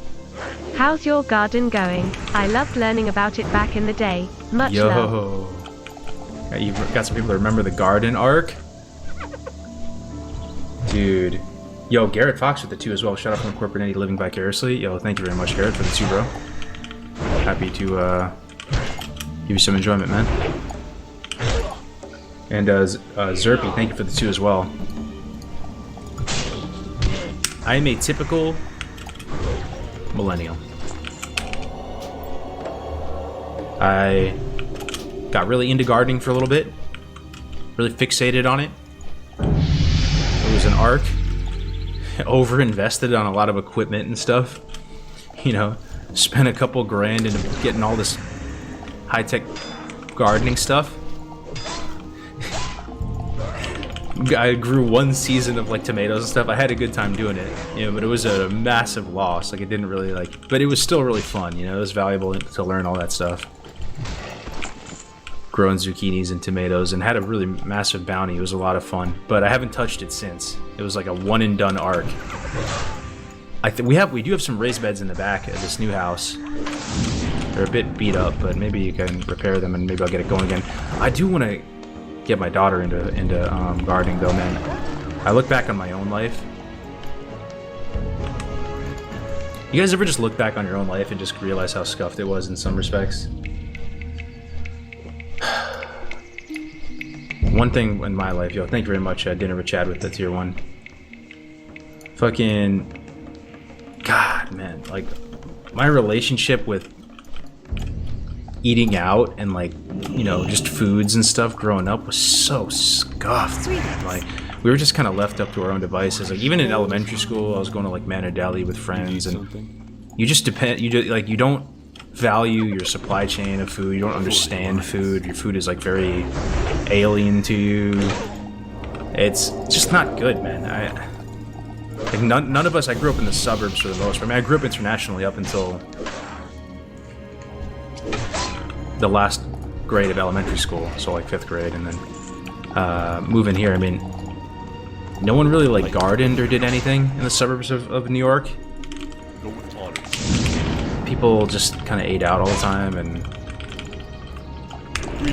that's not the play, man. I swear. Or the Alliance. Hi, how are you? In many ways, growing up in the suburbs, you become kind of useless. The people out in the sticks, they're learning how to do things with their hands. I remember when I first like joined the army and was doing my training, there was like the city kids who were really like cultured, knew a lot about different foods, and that was their strength, just having, and also like kind of like really socialized to other cultures and all these things. It was okay. But the country, the kids that grew up in the country, which is probably the majority,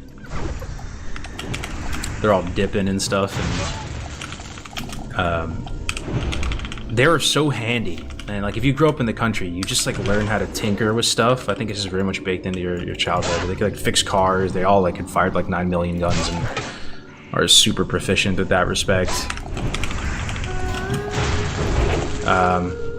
Just had a lot of hard skills and stuff where people from the city like had none. And like no kid from the city had ever fired a gun or anything like that. And it's just interesting, man.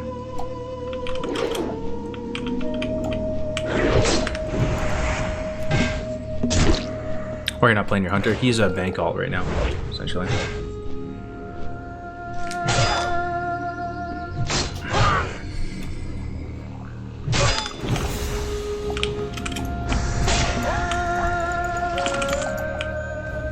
It would be nice to almost just kind of brainwash, not like brainwash, but kind of brainwash your kids to like really like growing food.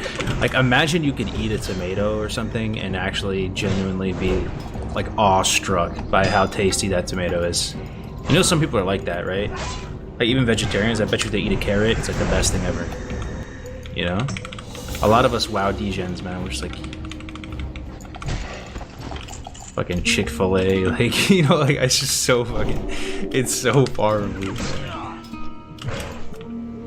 Some people you could just eat a potato and it's like the best thing.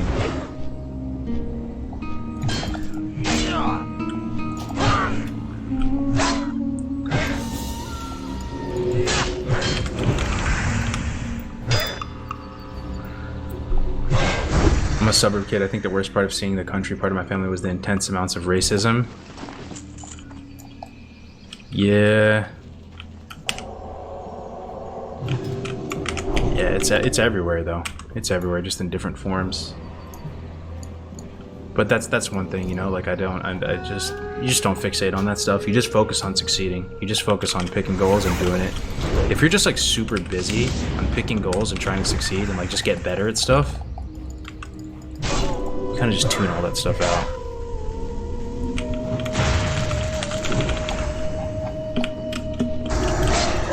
Yo, what up, Immortal? Good to see you, bro. Click on the 2 pouches hanging. Oh, yeah, we gotta get this. Man, I wish I could play WoW, trying to renovate my kitchen in time for Christmas. Hopefully, I can try Road to Rag over Christmas by finishing time. Oh, yeah, you got plenty of time, man. Like I said before, like there's a bunch of us that'll be sticking around even after the event's over. We're hardcore players, man. It's the new normal. It's the new normal for us, so we'll be around, man. No rush. Yo, what's up, Nova? Good to see you, bro. Thanks, man.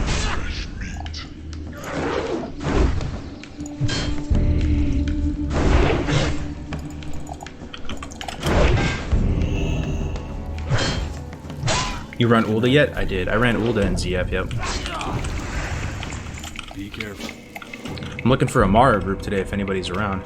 Anybody's got a 50 plus or high 40s. Is there a hardcore PvP server? No, but I'd love to see one. But the thing is, with the hardcore PvP server, they'd have to... It would take a lot of elbow grease to try to set it up for success. Whereas, you know, a hardcore PvE server would be very turnkey. You could just disable respawn. And ideally, you know, disable auction house as well.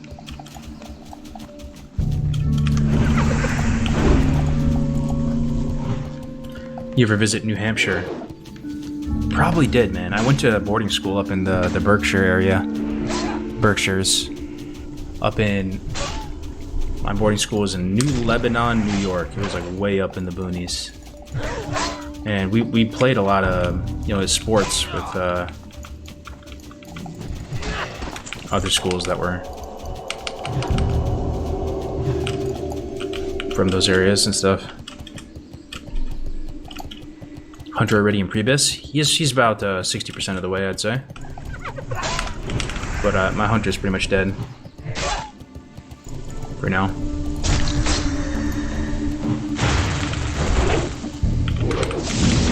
What's after R2R for HC on SOM? Just continue raiding, gearing up dungeons? Yeah.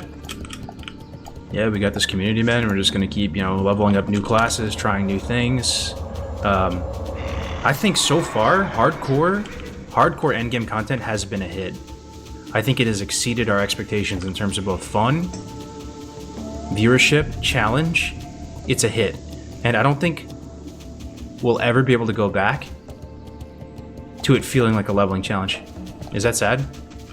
Kinda sad. Because leveling is a great part of the game. And maybe it's just me, but I don't know if the hardcore community can ever go back to just being a leveling community. Maybe it can. Maybe there still is the interest.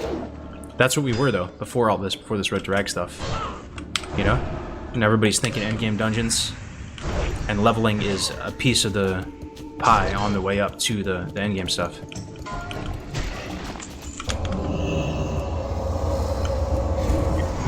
Yo, what's up, Josito? What's up, man? Good to see you, bro. Congrats on 60, man. World first trio. Congrats, man. You and Bobka and Sart. Honestly, I was telling this to Bobka and Sart the other day. You know, Josito. People come in, they say, "Oh, duo is so easy, man. Trio is so easy." And I understand why they feel that way. But I really feel like they underestimate the other piece, which is coordinating that trio, coordinating that duo, just dealing with people for that amount of time. It's so easy to fuck up. It's almost more easy to fuck up if you're in a duo or a trio. I swear, only people who have played it themselves will know. That I, honest to God, no copium believe it is harder. Right now, I'm sitting by myself, just killing green gnolls, talking to chat, vibing, like, talking about whatever. Doesn't even matter, you know? If I'm with somebody, there's like an expectation to like pump, you know? Like, we gotta keep pushing. Like, we're not just gonna go kill one green mob at a time. You're gonna do some stupid shit. You're gonna keep pushing the envelope. You're gonna cut corners. You're gonna do, you know what I'm saying? So, big, massive respect for what you guys accomplished. I couldn't even imagine doing it in a trio. Just the scheduling is giving me like a headache thinking about it. That's insane.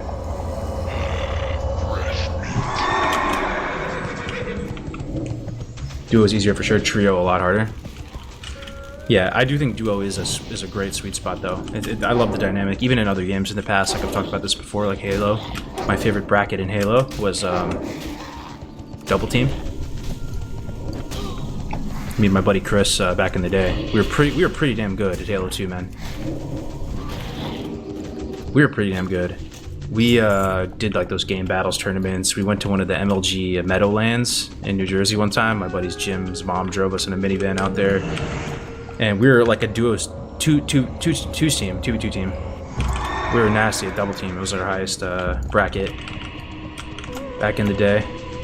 We idolized, Ogre 1, Ogre 2, watching all those early compilations. I remember seeing Ogre 1 and Ogre 2 at a GameStop one time. Like the most legendary shit.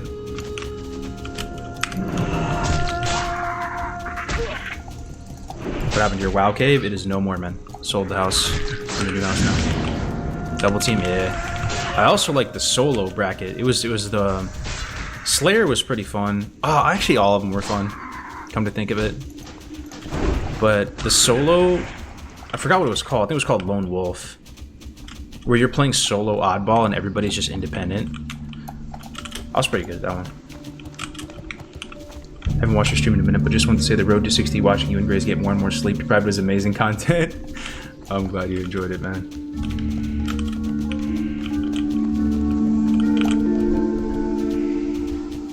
Dude, dealing with people during that grind, especially with little sleep, is rough. Tensions can get high. I did 1 to 60 on classic launch in a few days and we were at some throats. Yeah. Yep. Yo, that's the interesting thing about people in general, though. I wonder how you guys deal with it. There's this cycle. And I'd like to think that I'm on the easier side to be around for long periods of times. I have plenty of downsides to that, though. I'm easy to be around because I'm kind of like a type B personality. Like, I'm pretty, like, chill. Like, I'm not, like, that's, like, super organized and, like, picky about lots of things. I'll just kind of eat whatever, do whatever, like, pretty go with the flow and stuff. Like, my wife is, like, very, like, punctual, specific, organized, everything in its place, like, immaculate, all that. That's why she got good grades and I got bad grades. But what I'm getting at is you meet people, right? Men, women, whoever, anyone, and it starts off great, and you're pretty like inspired by their personality, and it's awesome. It's kind of like that honeymoon phase, like they're just like insane. And then this just happens to everybody. And then the more time you spend around them, and no one is immune to it, you get to see like the flaws in their humanity, you know, like the flaw or you get to see the cracks in the armor form, and then people kind of just grow apart. It happens with like almost damn near everybody, you know. And at a certain point, you just have to like pick certain people where you've seen their good side, you've seen their bad side, you kind of know what they're capable of in both respects, and you just kind of like choose them. You're like, yep, this person's part of my life, you know. Happens, I'm sure, with streamers. Happens with just everything. Like, there's nobody that's just perfect, or you know what I'm saying. It is always too good to be true with everything, you know. Like, you just have to like compromise and stuff, you know. Are you gonna trash farm on your hunter? My hunter's dead, Gordon. Well, not actually dead, but like he's just a bank. He's a bank boy. He's a teller. Have you played Infinite at all? No, I've been seeing the commercials though on it. Looks pretty fun.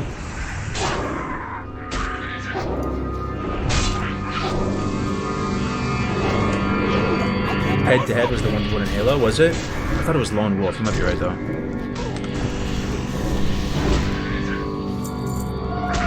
What if they had an official hardcore PvE server but with some cute arenas?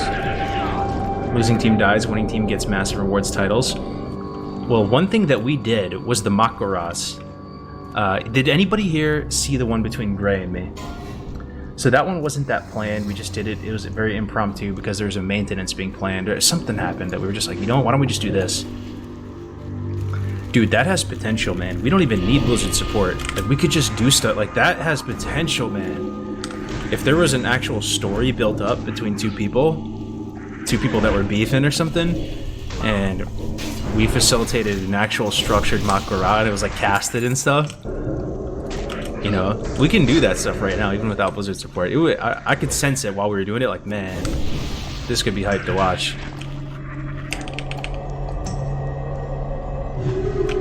No, the hunter, I basically retired him. Ooh, ooze covered mithril. Nice. That is nice. Hunter is alive, yeah. I need to get closer. He's just, he's safeguarding all of the main recipes and stuff that we've gotten. Raise risk tactics, that'd be a good one. Sounds cringe, bro.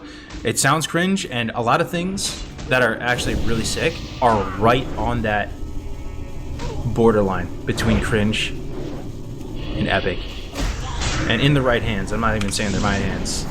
Somebody can make something truly legendary and epic, but in the wrong hands, it's extremely cringe and like nauseating. A lot of stuff in hardcore is right on that line.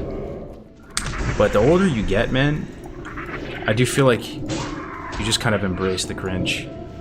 I'm not even quite there yet, too. I mean, you know, isn't that the whole idea behind like dad jokes and stuff? Like dad jokes, or Even Graves is kind of like this too. I admire him for it. They just fucking send it, dude. I don't even care, man. I don't care what people think. Send it. Who cares? What's the worst they can think of? You think you're corny or think that you're cringe? Like, is that even really that bad? Does that mean you're like an evil person or whatever? Like, it's not even bad. It's just whatever.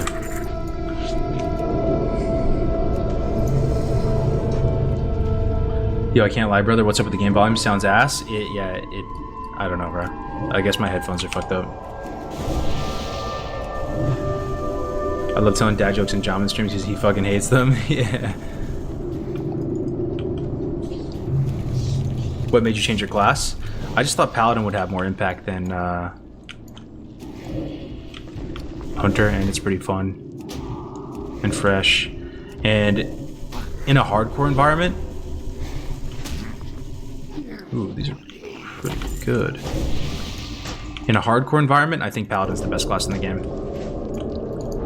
I really do. I really do believe Paladin is the best class in the game for hardcore. And I'm talking, not only does it have the utility that hybrids have, but on a broader note, you just feel safe on a Paladin. You can actually go around the open world and play the game like normal. Not much can kill you if you're paying attention. Seriously, not much can kill you. And that's really, really nice. It's too far That away. is a really, really nice feeling. Freed from the hive. Okay. Whereas on the Hunter, man, I was feeling very vulnerable at all times, and I know you think, oh, you can just feign death. I need to get closer. You're still playing a class that is... You just don't have much self-healing or anything, you know? Like, all you got is your health pool plus potion tuber. That's it. You get some casters on you or something, you get a resist, man, you're just paper, man. If your pet dies, you're paper. It's hard to explain. Maybe if I were a more seasoned hunter, I would be feeling a bit safer. I never felt safe on that hunter. I only felt safe in a dungeon with the boys. I just thought I was gonna, you know, and that's the thing too. If you just fall off something on a hunter, you're done, right? You could try to spam Noggenfogger in time. If you fall off something on a pally, you can bubble, you know? You start taking fatigue damage on a pally because you went too far out into the ocean, you can just bubble. You can cheat the game a little bit and keep your guy alive. Hunter? So many people die on Hunter in hardcore. I'd be interested in seeing some statistics, actually. There's a chance it's one of the highest mortality rate classes on hardcore. No cap. And again, on paper, you know, it's obviously a very strong leveling class, but...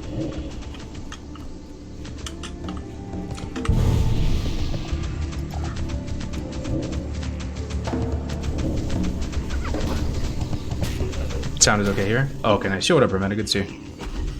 Big Winky. Yo, Winky, you wanna come over, bro? Yo, come through, man. Some Coors Light. I need help mounting this on the TV.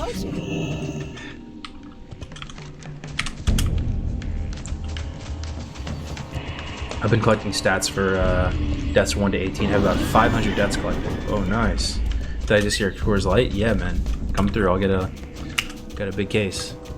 We'll break some bread, get some food.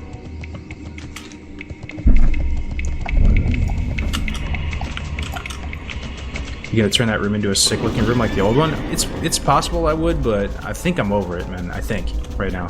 I'm gonna try to just go for a different vibe. Just clean. No dust, no collectibles all over the place. Just gonna try to be a normie, man. Just embrace it.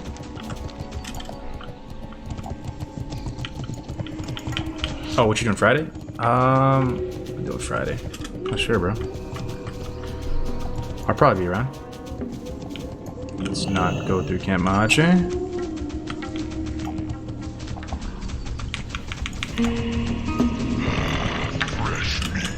We need some famous streamers on EU side. Yo, I saw this one guy. He was German and he was streaming to 500, and he was on the EU side. Do you know what I'm talking about? I think his name started with a K. How can I play hardcore? Go to classichc.net. All the info there is to the discords and the rule set and everything's on there. Add-on.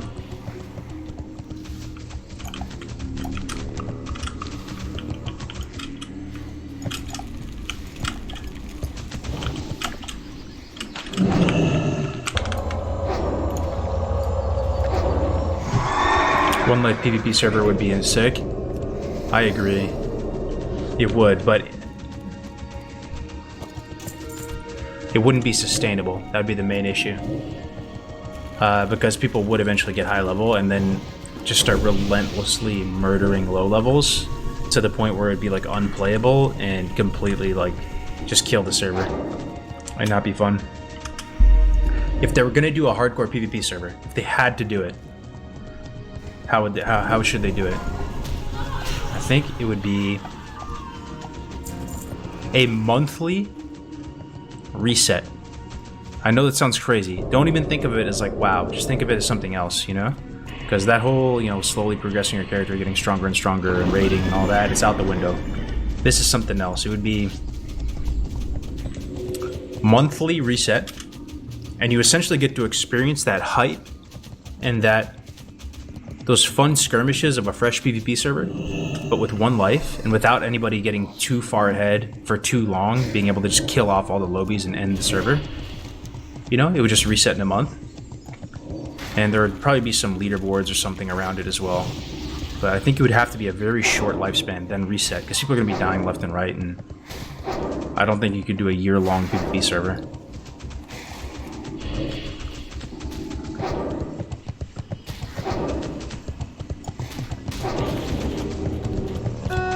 Rotating PvP zones? Ooh, man, that's an interesting idea.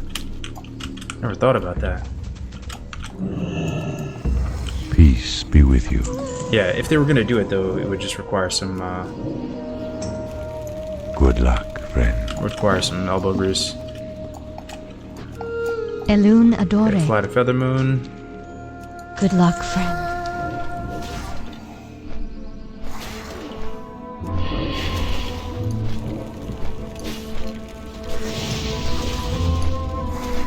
They could make it so you can't PvP against others that aren't your levels. Yeah, I don't know though. I just feel like that very quickly makes that feeling of a hardcore PvP server go away. If you could only fight someone within a few levels of you. It has to feel truly dangerous and savage, but still somehow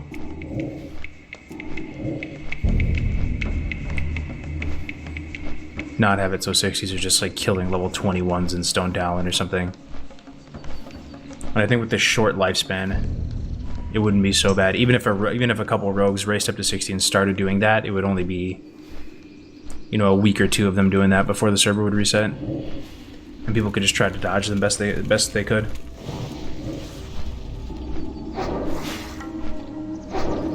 Why did you make an exception for people who die who are PvP griefers, who are PvPing griefers?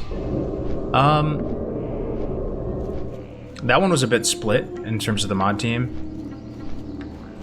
Our guiding light with this is not giving the griefers anything, at the expense of the integrity of our game mode. Fully aware of that. The game mode is worse. The game mode is less cohesive. It is less easy to understand. It's less accessible on all fronts. The game mode of hardcore degenerates a bit, but you have to do it because these griefers are scum, man. And if Blizzard's not gonna try to like protect us like sufficiently, you just gotta do what you can so that they get nothing. But at the same note, it feels kind of like a weird rule as well. I agree with you. It's not like some. It's not great, you know. Like ideally, there's so many rules that we ideally just wouldn't even have to have or anything, but we're trying to make the best out of like a flawed situation. We're coexisting with multi-life characters as one-life characters. So with that, and this world is so complex and there's so much that's like going on, so many weird ways to like break the game, that there's gonna have to be some weird like homebrew blend of rule set to try to just keep the ship above water, you know? But like I said before, many of us look forward to a day where there's just a real hardcore server, one life, anything goes. Oh man, just take your politician hat off.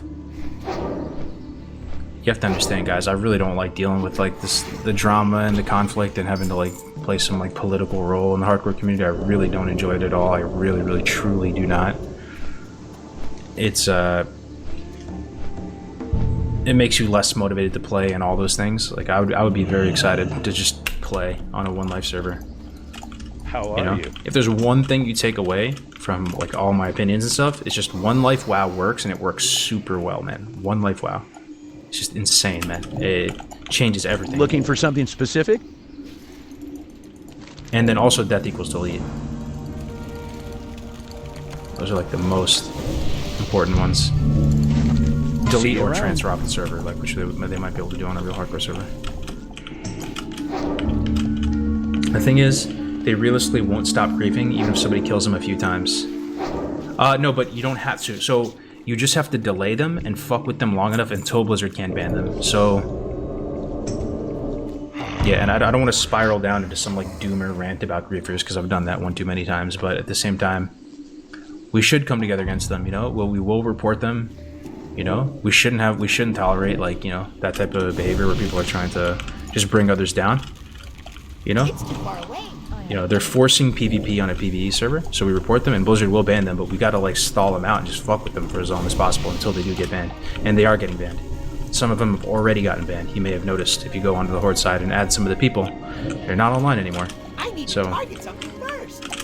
anyway, but let's just move on from it. Griefers suck, man.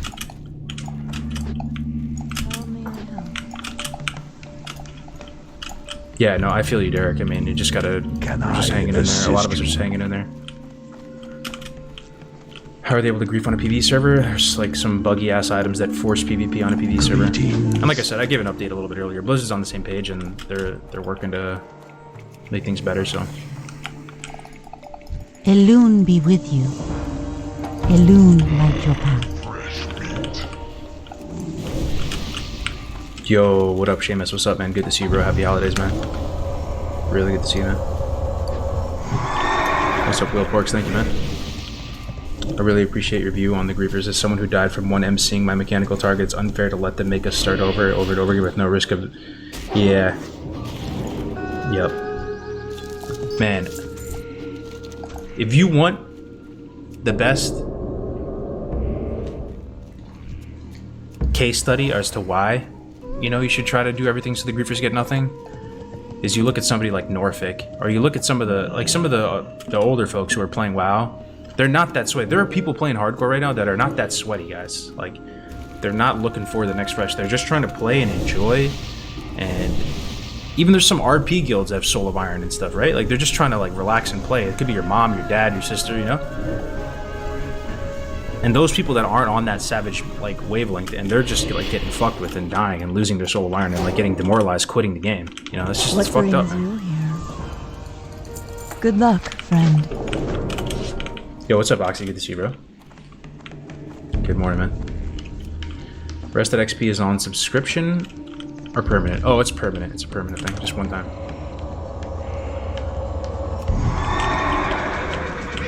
Talking about griefers, weren't you and Stay Safe talking about sacrificing people in MC and shit? Like, I don't know the details, but sacrificing people who spent days? No, we never talked about that ever. Never talked about that ever. Nope. Never one time. We have said in the past that people are almost certainly going to die. But we've never said anything about like cannon fodder characters. I think that would be like really detrimental. It doesn't really achieve anything. They just send people in there to go die. The number one thing with raid comp, with prep, with everything, the number one guiding light, like as I said before, for the griefer thing, you know, is to shut the griefers down. It's like the guiding light for that dimension of the rule set. But on the progressing through and killing Ragnaros side, the number one guiding light is just respecting people's time and all the amount of hours and days they put into it, right? So doing everything that we can that doesn't feel like we're trolling people's time, like going in there unprepared, going in there with a less than optimal comp, going in there without the proper preparation, going in there without the proper mindset and all that.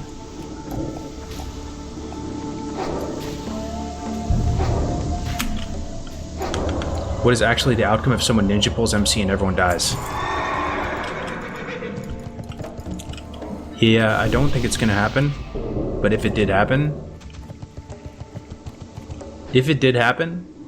we would probably, if I had to guess, gun to my head, don't hold me to this, if it did happen, we'd probably say, yep, we did fail the event, because if it was the most scuffed ninja pull Leroy thing, it's so public that no one is ever going to let you live that down. No one's going to count your achievement. They're going to be like, Road to Ragnaros, it's over, it's over. So we'd accept the L and be like, all right, Road to Ragnaros is over. But internally, just as a group, I think we would respawn and do it. We would do it again. And you could say we failed road drag or whatever. It's all good. I don't think it's gonna happen though, you know? But, because, you know, if we pulled the whole death appeal policy because somebody, like, started spamming gamer words and pulled the whole raid, no one's gonna let you live that down, man. It's just the internet. But I do think internally we would respawn and get it done, and just know amongst ourselves, maybe we wouldn't stream it or anything, that we did it. But I don't think it's gonna happen.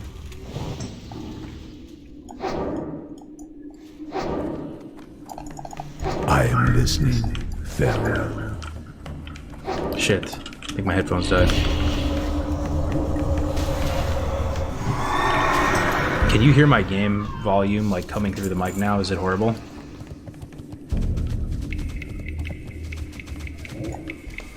We need background checks on the raid roster. Like, no cap. Is it fine, really? I'll keep playing. I'll just turn off the stream. Can hear it? Not horrible, though. Alright, let me just keep playing for a little bit. If it's really bad, I'll come back later. But, we were talking about, I mean, we shouldn't bring people into the raid that people don't trust. Is that fair? I don't know if that's fair. Because it seems very selective, it seems very favoritism-y. But honestly, is that such a bad thing with one life on the line? You know what I'm saying? Like, you need to, like, have a fair process of selecting people. But if somebody has sick gear, for example, right? Sick gear, but nobody's ever played with them, they have no mic, and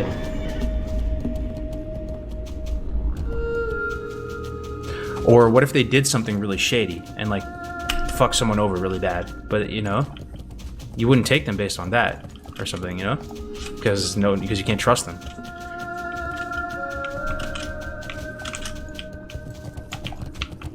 Here we go. I knew this was gonna happen. What do you mean? I wouldn't be risking bringing in people you can't trust.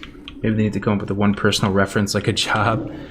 I mean, my whole thing was, I think people should be able to get into a voice call, like almost like a cringe interview or something, right? And talk to the group. Like, we just all be in voice, and you just, like, kind of introduce yourself or just talk to everybody, like, kind of build some rapport with the group, and that would be a stepping stone towards it.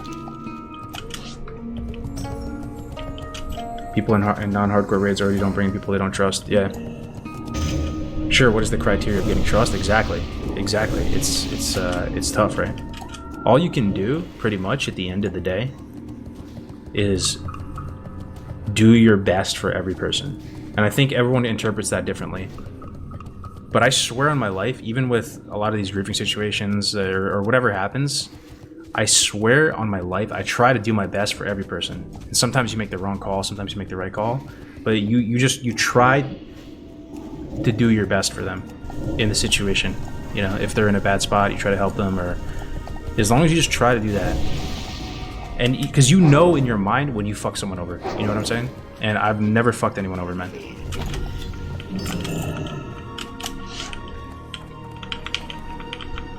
Always used to be a requirement for every guild I've been in, is you be in a VoIP? What's that? I'd get off on playing the role, though, through the whole process only to backstab later. Yeah, I mean, it's true. I just don't think, I mean, you'd have to level all the way to 60, and we should probably also have some sort of system, or be on the same page, like, everybody is accountable for everybody else. And if you'll see somebody, like, nifty stopwatching off into the distance to go pull stuff. If that's the case, you know, you'd have a recourse. Be like, all right, you know, Tommy's trolling. This was his moment. He's been waiting for months, plotting and planning. Here he goes, guys. You know the plan. Mages, start the portals. Everybody, you know, pop swiftness potion. Let's get out of here. Isn't that what the appeal process is for? Yes, but okay. Hypothetically, in a situation where there's a Leroy Jenkins and it's like the most elaborate troll of all time, and they come in there and they pull the entire instance and somehow actually pull it off and wipe the entire raid. You cannot appeal your way out of that. At least IMO. The internet will never forgive you. Like I said, you know, you just have to take the L gracefully. I still think we're gonna respawn and do it ourselves, and people can think for, you know, whatever they want. We'll say we failed the road drag, you know, it's the biggest failure, blah blah blah blah blah. But You know what I'm saying? Like the appeal process can only go so far. If it's like a big thing, 300K people watching, yeah. Yeah, I don't think anyone will either as well. It's actually a very high quality group so far.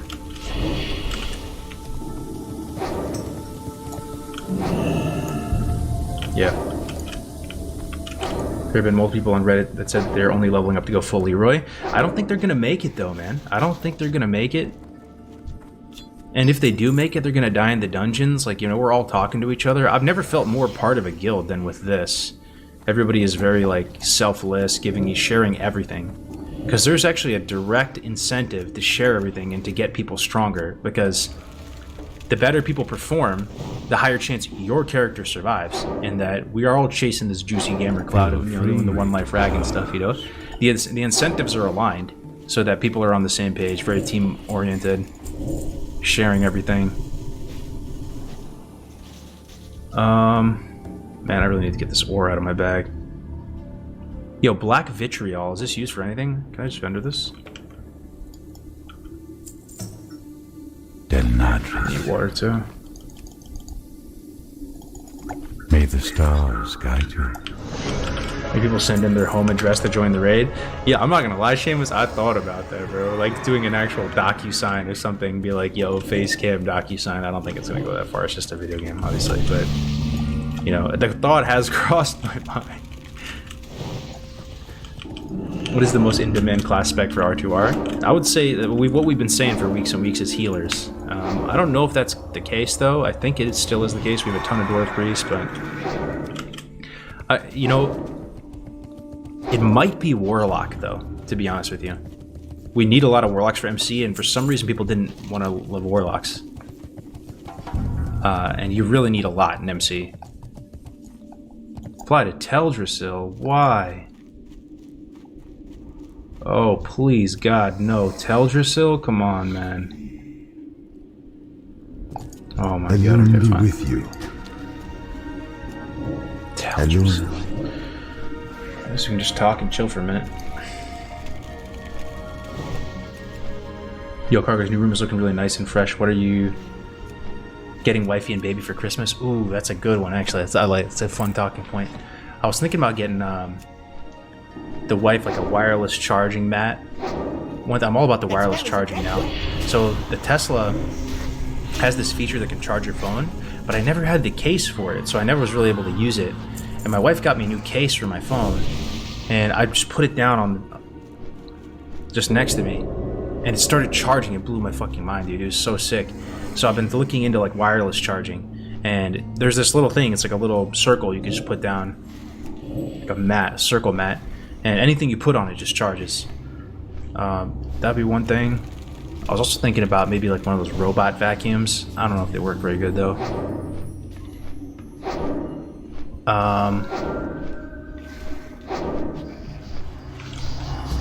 My wife likes to sew a lot. I got her a sewing thing, sewing setup last year.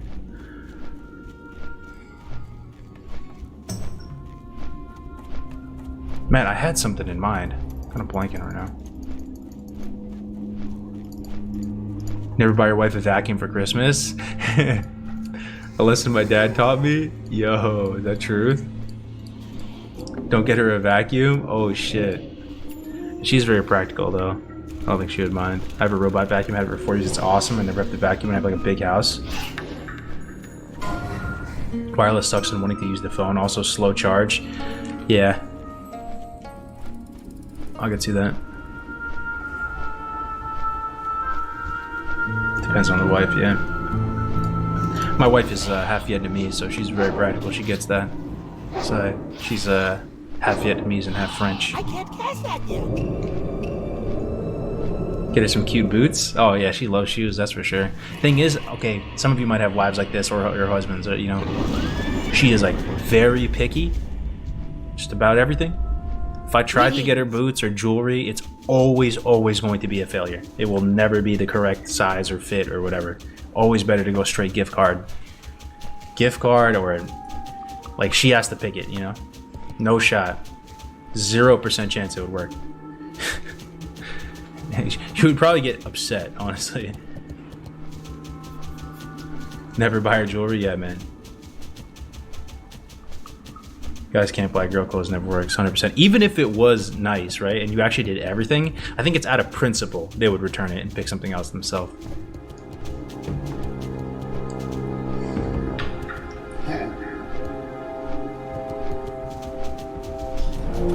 But yeah, what about you guys? You guys getting anything cool? You want some gift ideas from you guys? I did this funny gift last year. It was kind of a waste in hindsight. You can buy like a little plot of land in Scotland for somebody, and then they become like a duke or a duchess or something. There's some title you get. I bought a couple of those last year. Oh lord, yeah. You've seen those cheesy ads. I actually fell for it. I bought a couple of them. The lordship scam, yo. It does support like some charity though or something though. Got an amp for a sound system. Ooh, nice. Acrylic paint set. That's pretty sick. Oh man, I got this thing called the Amazon Echo Show, I think it's called. Yeah, I'm sure some of you have it. I gotta let you guys know, man. It's actually so sick. I've used Echoes and stuff in the past. They've never really done it for me. They've been okay, and I've used them as like alarm clocks and like for timers and stuff. They've been okay. This one is so nice. It like has completed the circuit in my mind. It is so freaking cool. It's basically like an iPad mounted on a pretty high quality speaker, almost like a Sonos type speaker. It pivots around and swivels around and follows you around. Has so much functionality built into it, and because it has that touch, because it has that screen, and it's not just because before it didn't have that screen, right? It was just a speaker. It's so nice and useful, man. I don't know, it's hard for me to convey, but you can order a pizza from it. You can, you know, you can set it up so you can, you know, play music on across all your Echo devices. You can, man, you can do anything. I swear, you can watch Twitch on it. You can watch Twitch on it. You can watch YouTube on it. Why aren't you running Strat and all of them with Grace? My hunter, I decided to just retire him so he could safeguard all of our recipes. He's just essentially our bank, our guild bank right now. So I'm leveling up this pally, trying to catch up. Can I chew power gum on it? You could probably order power gum from it. So that'd be a good option though. The Echo Show, look into it. It's really cool. What I did is a little sound system downstairs, because if you buy like a nice sound system, it can cost you like a lot, right? Get like a Sennheiser or a Bose or something.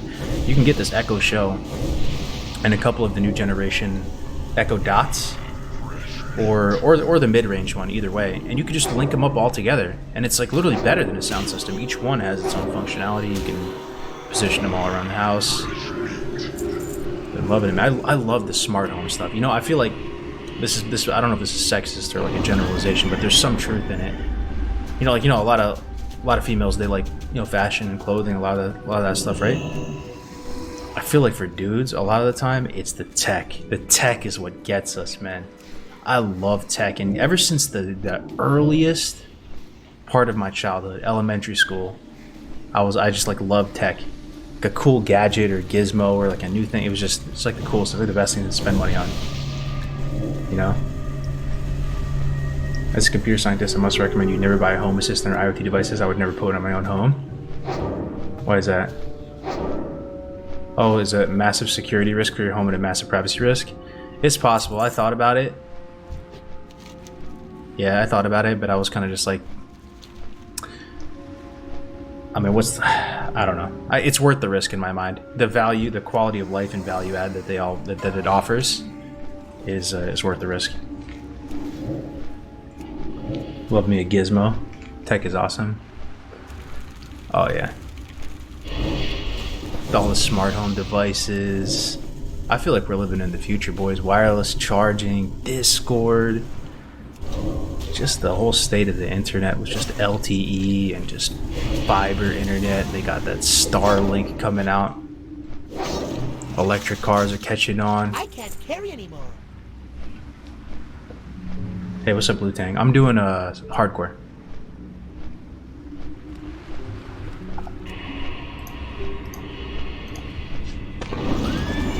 Are you AoE leveling with this pally or too risky? I tried the AoE level on hardcore before. it's okay, you can do it, but it's kind of just underwhelming. I think your best bet is just to go red the whole way up, man.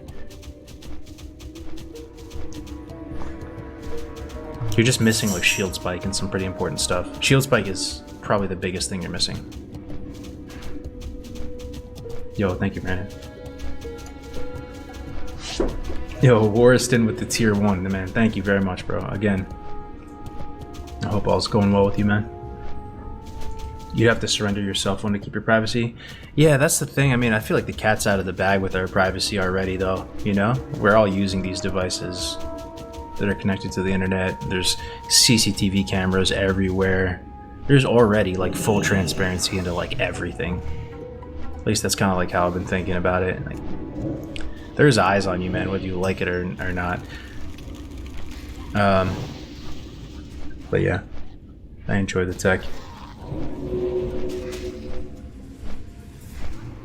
Smart home devices can be tracked, hacked really easily, and hackers can use them to open your house, spy on you, watch you with camera. Interesting. I'll look into it a bit more. I'll look into it. Definitely want to be in the loop with that stuff.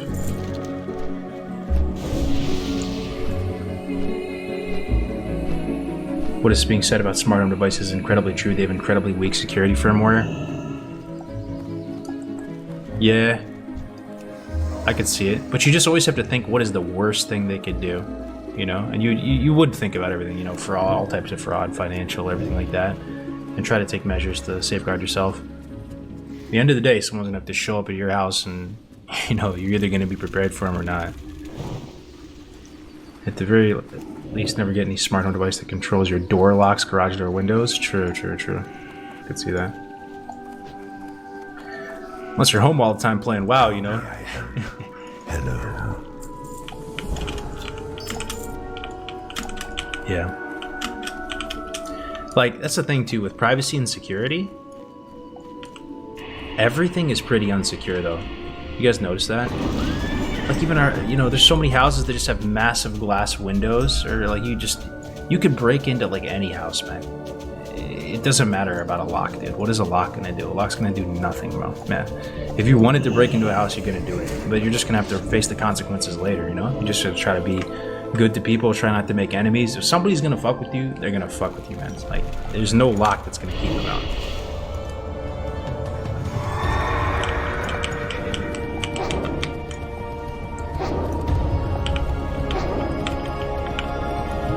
Are you sitting? Where's your stuff? I don't have much stuff, man. It's in the house for us. Feels weird that people are not playing Warlock too much, since it's probably one of the easiest to level as hardcore. Yeah, I know, and they're so good in MC and they're so powerful in SOM. Definitely could use some more Warlocks, guys. Only good home defense is a dog. That's kind of big facts.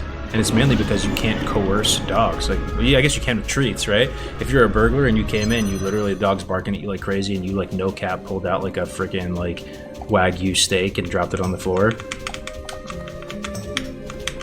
Pretty sure that dog's just gonna eat the Wagyu steak and stop barking.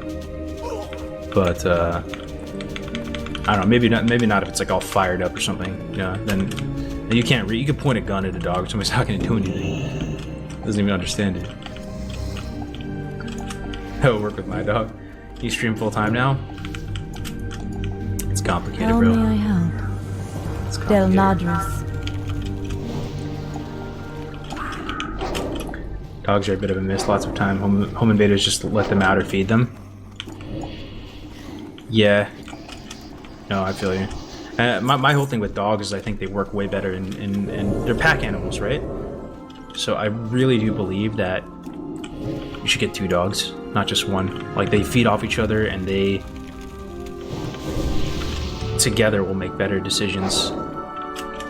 If a dog is by itself, it would really take such a badass Chad dog to like double down, you know, on an intruder or something if they're coming in and they offer it a treat. Yeah. What's your plate? I'm not sure. It's like 2 days something. 14 strength. Right?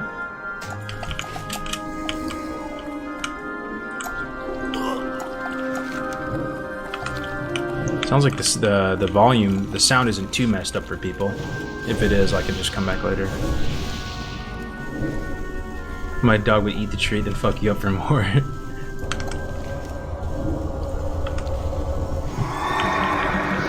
Turn in search for knowledge. Where is this?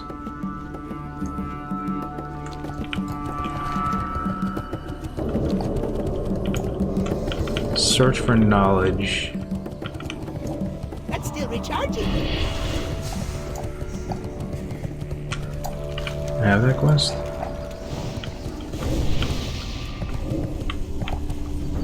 I don't, okay. Look on one of the green books on the ground. 1900 yards. Oh, it's gotta be in Ruthven. Okay. Yo, what's up, G-Money? Good to see you, bro. How do you feel about all these whack reefers? Yeah, I really do think they're really miserable, man. They're miserable, and it kind of makes you lose a little bit of faith in humanity when you see people doing that. I got no empathy in my heart for him, man, honestly. Zero, bro. I feel 0% sorry for him. If I could put hands on him myself, I would, but, you know, it's just not possible.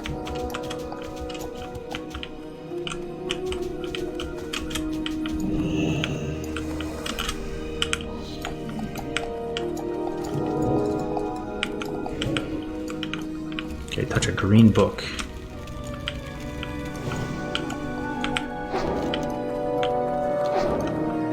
Anybody know this quest? I guess I've done this with Brace. I don't understand it all. People are so weird. I know, man. This? Maybe I need a pre-quest or something. I think I do. Missing pre-quest in search of knowledge. Okay. That's probably why I can't click on it.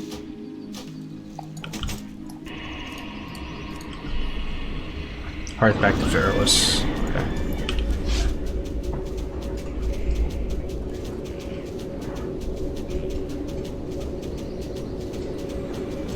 Yeah, they're still doing weird stuff, Toko.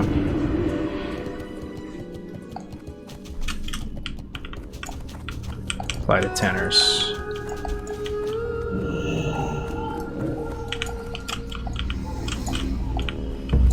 Ishnu Allah, be careful. May the stars guide. Dwarves are the keepers of the mountains and its treasure, but the elves are the ancient forest dwellers. Both are equally awesome. Yeah, big true. I mean, the movie that made elves look the coolest was Lord of the Rings. Right? I've never seen a game or a fantasy world make elves look as cool as they do in Lord of the Rings.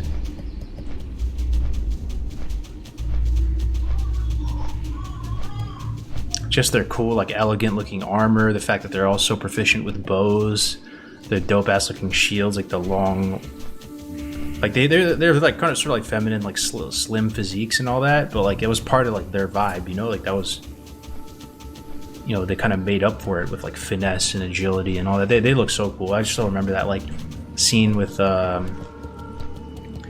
know, the battle for Helm's Deep in Lord of the Rings, where they show up as like reinforcements, all like robed up, their hoods on, they're marching in to like reinforce the human stronghold. That was so sick.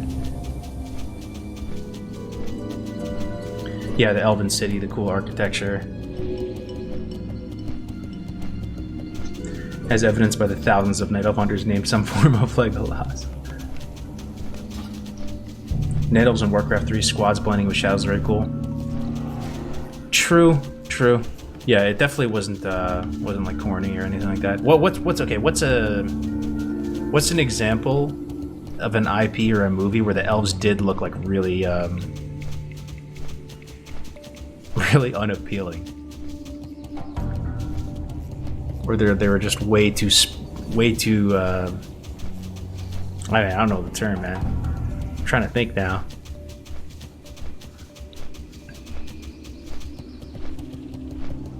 There's no elves in like Warhammer or anything. Warhammer would have made elves look cool if they had them. Elder Scrolls? Yeah, you might be right. Elder Scrolls? How is it the Griever's fault that Blizzard allows Terramis to leave zone or MC caps PvP? It's just mean spirited. I mean, yeah, Blizzard should fix it, and they will, but they're slow to act. But I just don't understand the mindset, the mentality of trying to just make other people sad or inflict. It must take a certain type of person to just feel compelled and to get off with putting other people down. And you could probably get off putting other people down if you're like warring with them, right? And it's like you're fighting with them in some kind of like, but just innocent people just going about their day, going about their business, living their life, just trying to get a little fun on the side outside of their jobs or whatever, and you're just there spending your time trying to make them sad.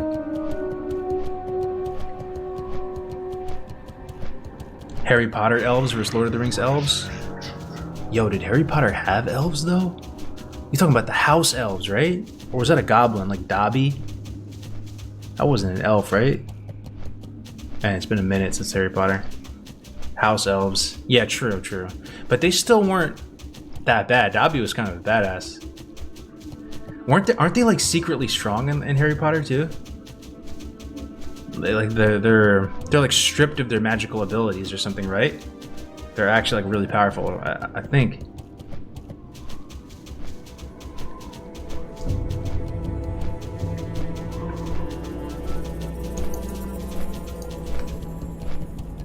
The Witcher elves? Yeah, true. Yeah, they're a bit underwhelming for sure.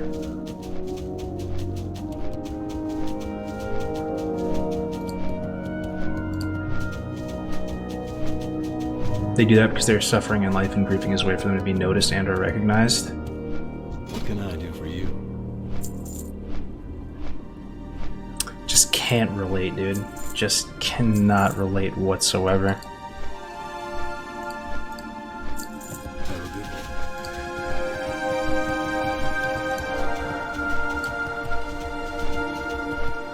Holy shit, Carter, I was raiding Mythic and forgot your stream was open. I've been feeling like I was going crazy for 3 hours. How is it over on retail? Have you guys noticed that? Retail has had a big resurgence of players. Great. It's the majority of the WoW category again, I think. Keep your feet.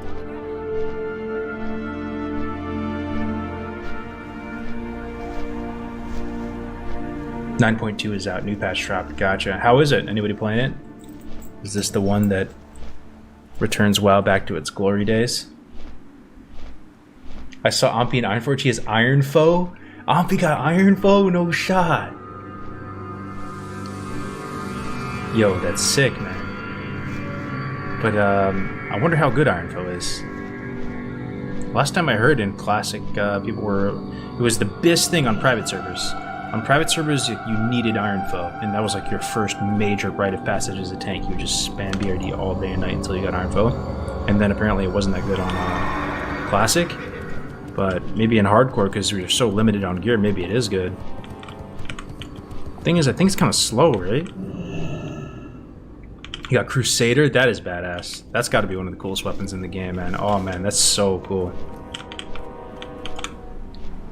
What happened to your room with the collectibles? I moved, young Stank. That's why I haven't had cam on recently for a while. I was in the process of moving, and I had this great plan of building another man cave and making it look all sick, but Flurry Axe is better. Are you healing as Deep Rat? I'm Deep Rat right now, but I'm gonna go Prot when I'm 60 and then essentially be holy for the raid.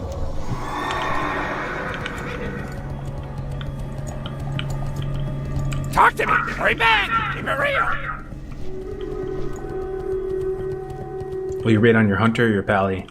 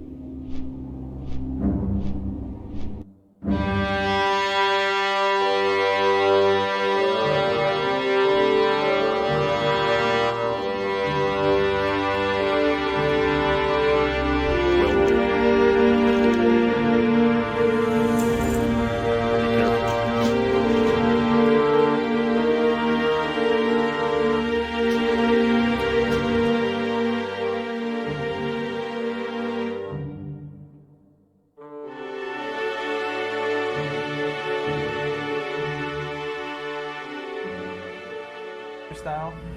After this game, we'll only have one more and then we're done with Halo, right? Yeah. Cool. Give or take 6. So, in the last episode, it was a long one, I know.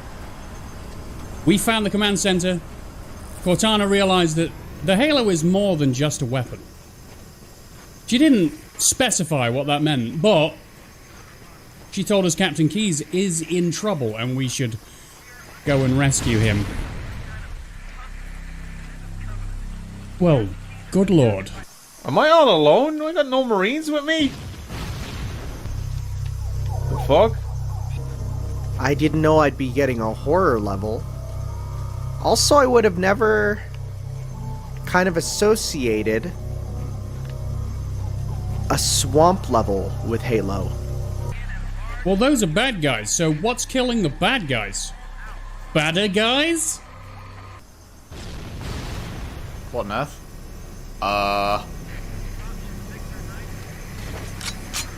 You know, why do they have this? The hell happened to you? It's a bit unsettling, to say the least. Excuse me? What is happening? Did they blow themselves up? I have no idea. Oh, this is really spooky. Why is it really spooky? Who took the time to set up all these nice I was lights? gonna say, who put these lights here? Was this us? It's really cool. You know what? It could be us, because Captain Keyes was here earlier. It was probably us because Captain Keyes has that, like, you know, that visual eye, you know? Nobody expects an attack from the rear. This place is mysterious and kind of creepy. I like the tonal shift of the game. What the fuck was that?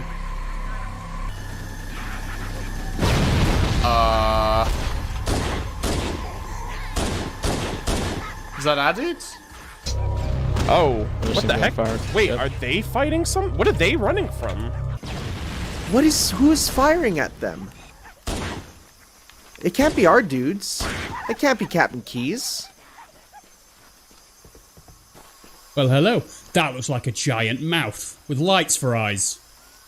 Like a massive robotic squirrel, because those things are the 2 buck teeth. Look at the light rays. Wow. This is getting... Yeah, they came in, added some atmosphere. That's nice. Going inside the squirrel's mouth now. Friends? Where did you go? How does this look in the brand new enhanced graphics? It looks less creepy. I don't like it. Oh, there's a panel. God damn it. Oh, it's an elevator. Ooh. Take me down to the whatever city. Beam me up. Done? Oh, never mind. We're going down. Sorry. We went too long without a big jump and it got me. That's why is the goop? Why is the goop dropping from the ceiling? What is this? What is this goo? Just reloading my steez. What? What? Is this radioactive? Am I gonna die?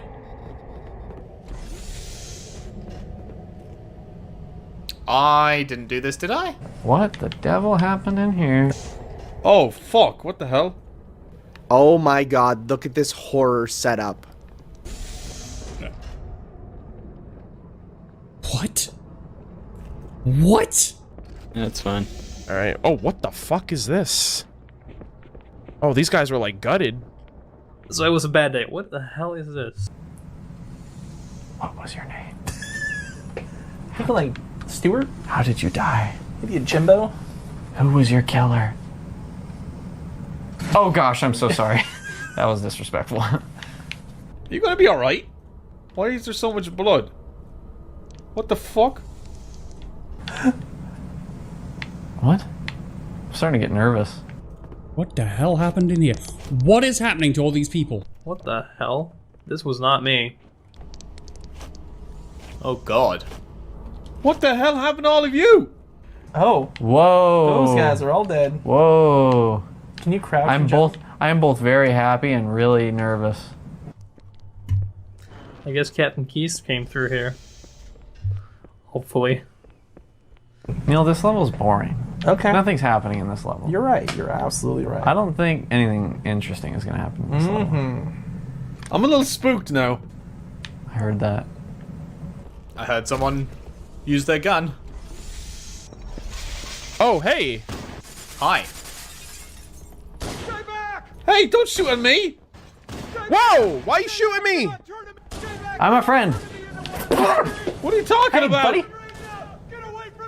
Hey, calm down! Stop! Don't touch me, you freak! I won't be like you, I'll die first! Find your own hiding place, the monsters are everywhere! Play dead! That's what I did! Play dead! The live ones. Oh god, I can still hear them! Monsters! Ah! Ah! Ah! Just leave me alone! Sarge, Mendoza, Vicente. Oh god, the thing took them. They're gone! Get it? Gone! They won't get me! Oh god! Oh god, I don't want to be like them, please. Please no. Please no. Ah! Dude! Seriously! You need to relax! Is that it? You done?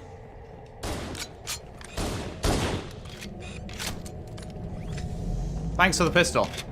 I'm sorry, man. Oh, gosh. Hold on. What kind of game is this? This is getting creepy. Up.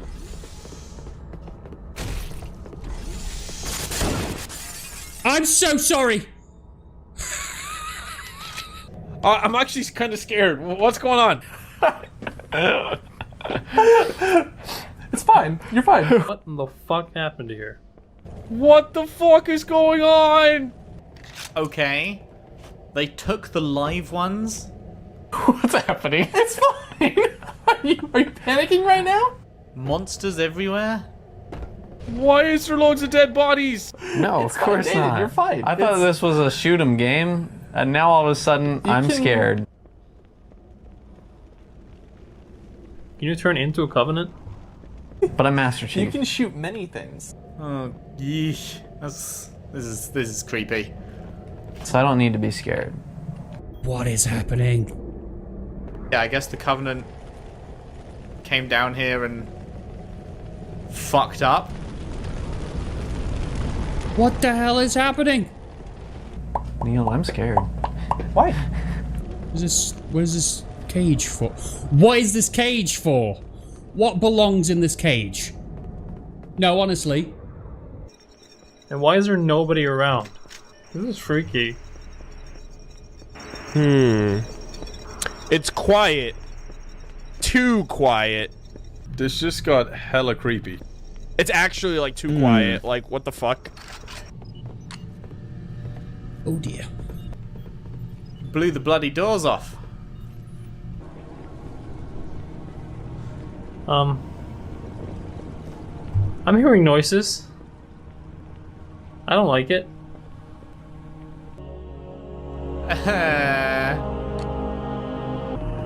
Let us go. Oh my god. Should I go in here? Does he have any ammo for me? You couldn't at least get me extra ammo? It reload. Died for nothing. That was all his ammo. You took every one of his ammo. I know, and he couldn't have more. What? Okay, video time. These scare me. I don't know why.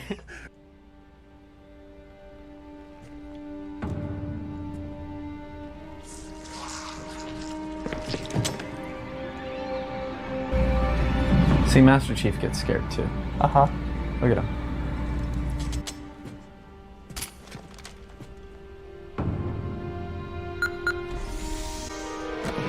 Oh, Jesus Christ, I actually got a jump scare. What the fuck? I don't like it! This is turning into a horror game and I don't like it.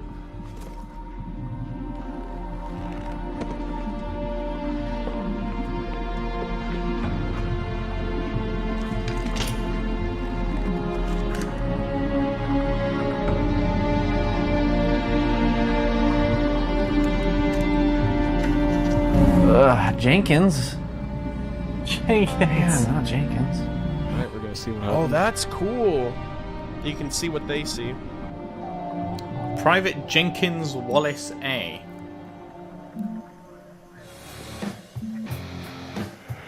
Why do we always have to listen to this old stuff, Sarge?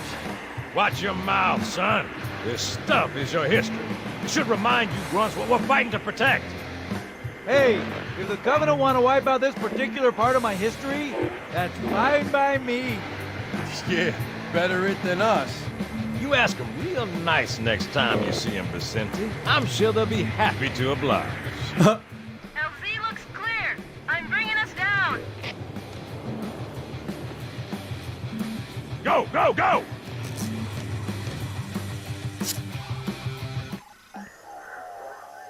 So this is what happened to these guys? This is really cool, man. Fucking found footage horror film. Mendoza, move it up! Remind me not to ask Jenkins to be on my Halo team. Yeah. Wait here for the captain and his Well, you don't squad. have a choice anymore. Thank goodness. Sir! Okay, let's move! No, you're insensitive. God, it's gonna be like some creepy shit. Oh god, I don't like it. I don't like it. The music already freaks me out. Which is weird, right? I mean, look at it. Something scrambled the inside. Oh, it's not Covenant. What's that? Plasma scoring? Yeah, I don't know. Maybe there was an accident, you know, friendly fire or something. What do we have, Sergeant? Looks like a Covenant patrol. Badass elite units. All chaotic. Captain Keys. Real pretty. Friend of yours? Now, just Captain Keys, I just wanted to say you're a very good visual eye. Would you like to be the cinematographer for my next film? Right, well, let's get I'm this door actually open. getting the chills. I'll try, sir. But it looks like these Covenant were pretty hard to lock it down. Well, no duh. Yes, sir. Open this door. Well, I would, but it's closed. Come on, son. Wow, that was very hard to keep it closed. Yeah, man, that was so much work. This is a really fucking bad idea. Alright, let's get to the good stuff. I'm starting to get bored again. I'm gonna eat these words, aren't I? Are the people that built this place still here? I don't remember what their name is. You know what I meant. Someone's just gonna get fucking yoinked from the ceiling, I guarantee you. What's going on, soldier? We've got contact. Lots of them. But they're not Covenant. They're just there. Okay, you have a nice day now. Okay, bye. Corporal, do you copy? Over. Okie dokie then. Get your ass back up to second squad's position and find out what the hell is going on. But I don't have time for your lip, soldier. I gave you an order. Sarge, listen. What is that? Oh, Jinx. Where's that coming from, Mendoza? I don't. There! Mira! Holy fuck! The fuck is that? It runs up the walls? Let him have it. Oh god! Ugh. Sergeant, we're surrounded. God damn it, Jenkins! Fire your weapon! There are too many, Sarge! Don't even think about it, Marine. Oh, this is local! That captain seems to be pretty composed. Oh, they're climbing up them. Johnson, there's one on your ass! Oh god, they're fucking eating them. Wounded, incapacitated, KIA, question mark. Unexpected halt. Yikes.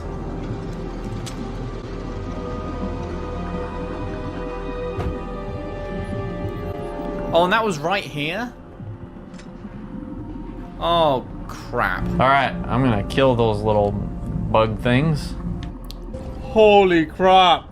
I don't think I should be in here. This seems like a bad place to be.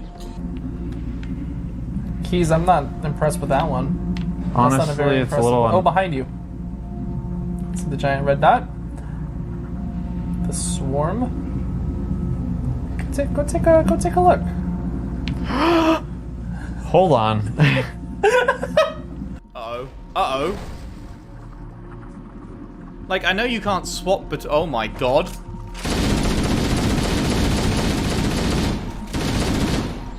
Let's all just say a little prayer real quick. Okay. Ah! Oh god. Oh my god! Ah! Okay. What in the fuck? Okay, there's a lot of them. Don't come near me. No. Goodbye. Have a good time. Holy hell! Okay. That's fun. This is a good time. We're having a good time. Okay. Get away from me, you fucking little shit! Okay. Penis dicks in my face. Wait a minute. Holy crap, how many is there? Oh my god! Oh, 1 second, I'm gonna pass out. The music's rather good, isn't it? Holy fuck! Hold on.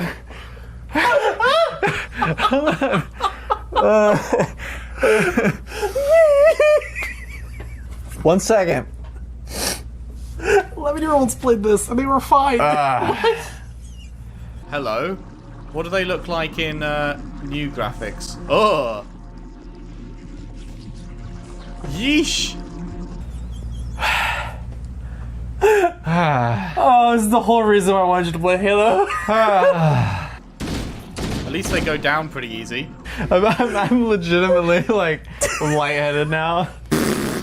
Dude, what the fuck? Well, I'm glad we got that over with. How do I run? I can't run. I remember, there's no sprint in Halo 1. Jesus. Get away from me! Fuck up! Holy shit! Oh my god. Oh my fucking god. Oh my fucking god. Oh my. But you can just mow them down, thankfully.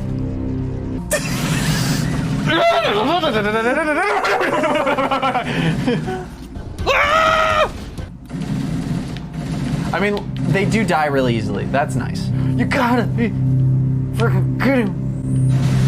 Oh, that was satisfying. That was cool. Yeah, you're right. Okay, I'm not afraid of these guys anymore. Never mind. Oh, that is creepy though. What the fuck are those in the background there? What in the heck? What is that? Ooh, there's an army of them. Oh, lovely. At least you could all come in a straight fucking line. What the hell are you? Oh my god. What the fuck? Holy shit!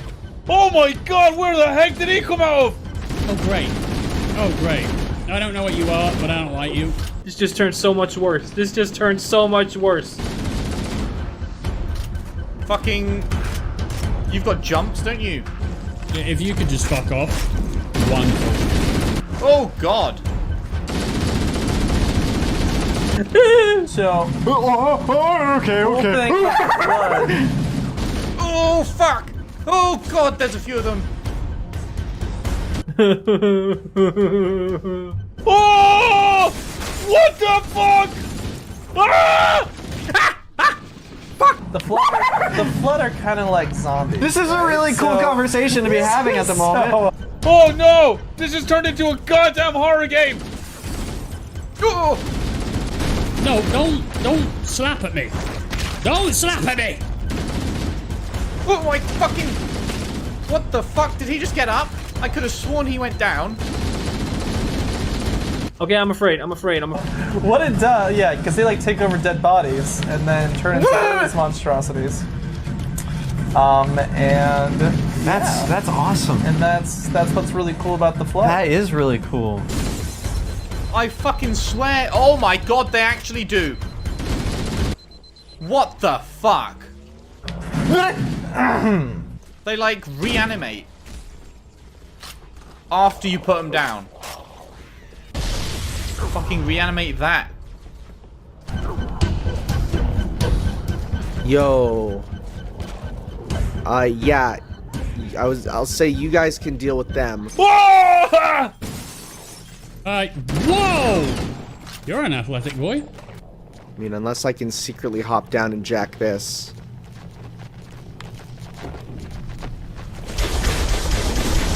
That didn't work! That was a bad idea. Well, now we know. Don't do that. This has turned into a zombie horde game now. Fucking hell, they're terrifying! And that's where I... Take it. Okay, well this makes a lot more sense now. You've got long fingernails. I'd get them cut if I were you. How are you supposed to wipe your ass? Oh, there's a level in Halo 3 that I'm so excited to play with you. I don't like this! Yeesh. Look at these things. My throat hurts now. Kind of looks like, elite armor. Oh, yeah. No? Yeah, they don't. They don't die in one go. Oh no! No! Oh no! Oh god! Is it They said it. Oh god! They said they only took the live ones. And stay back! You're not turning me into one of those things. That dude said. So. Man, that is fucked. Can I? Oh. What happened? Well, guess I gotta find another way up, huh? You should go to old graphics real quick. I want to see what these guys look like. Back then. Sorry, that was just my flashlight. Button. Dude, your health is fine. See, you're what the heck? More. They're down here too. Yeah. What is that? Oh, is that a shotgun? That's new. Oh. Oh. Don't mind if I do. There's meant to be shotguns here, but we're on legendary. Ah, come! I literally just mentioned the shotguns. Gents, how we doing? Gents. Good. Oh god. This turned into a horror game very quickly, and I don't like it. Okay. Oh, I love this. Oh, that sounds so satisfying. Damn, man, no shotguns on legendary, Bungie? What's wrong with you? Let's get the fuck out of here. Oh, shit. What? No. No, let's not go further fucking down. Okay, I'm going down. Why am I going deeper down the butthole? Oh my god, that's so good. This level's visual storytelling is great aside from the fact that the blood is, like, flickering. Don't like the look of that, hellhole. Oh, there's so much blood. I want to get out of here. Oh god! Oh god, they can carry weapons? Zombies with guns? How does that even work? What the heck? There's a debris thing right there. Oh, now they have guns. Yeah, I noticed. Dope. Hey, you can fire weapons now? Are you serious? What the fuck? Do they have guns? Are you fucking kidding me? Oh my god, the zombies can use guns.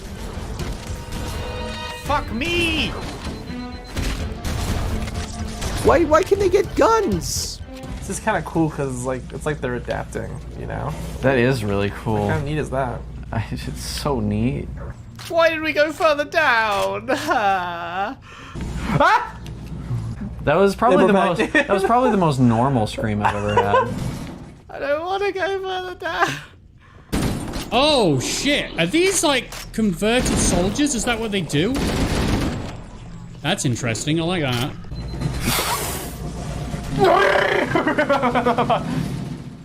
Fucking scary.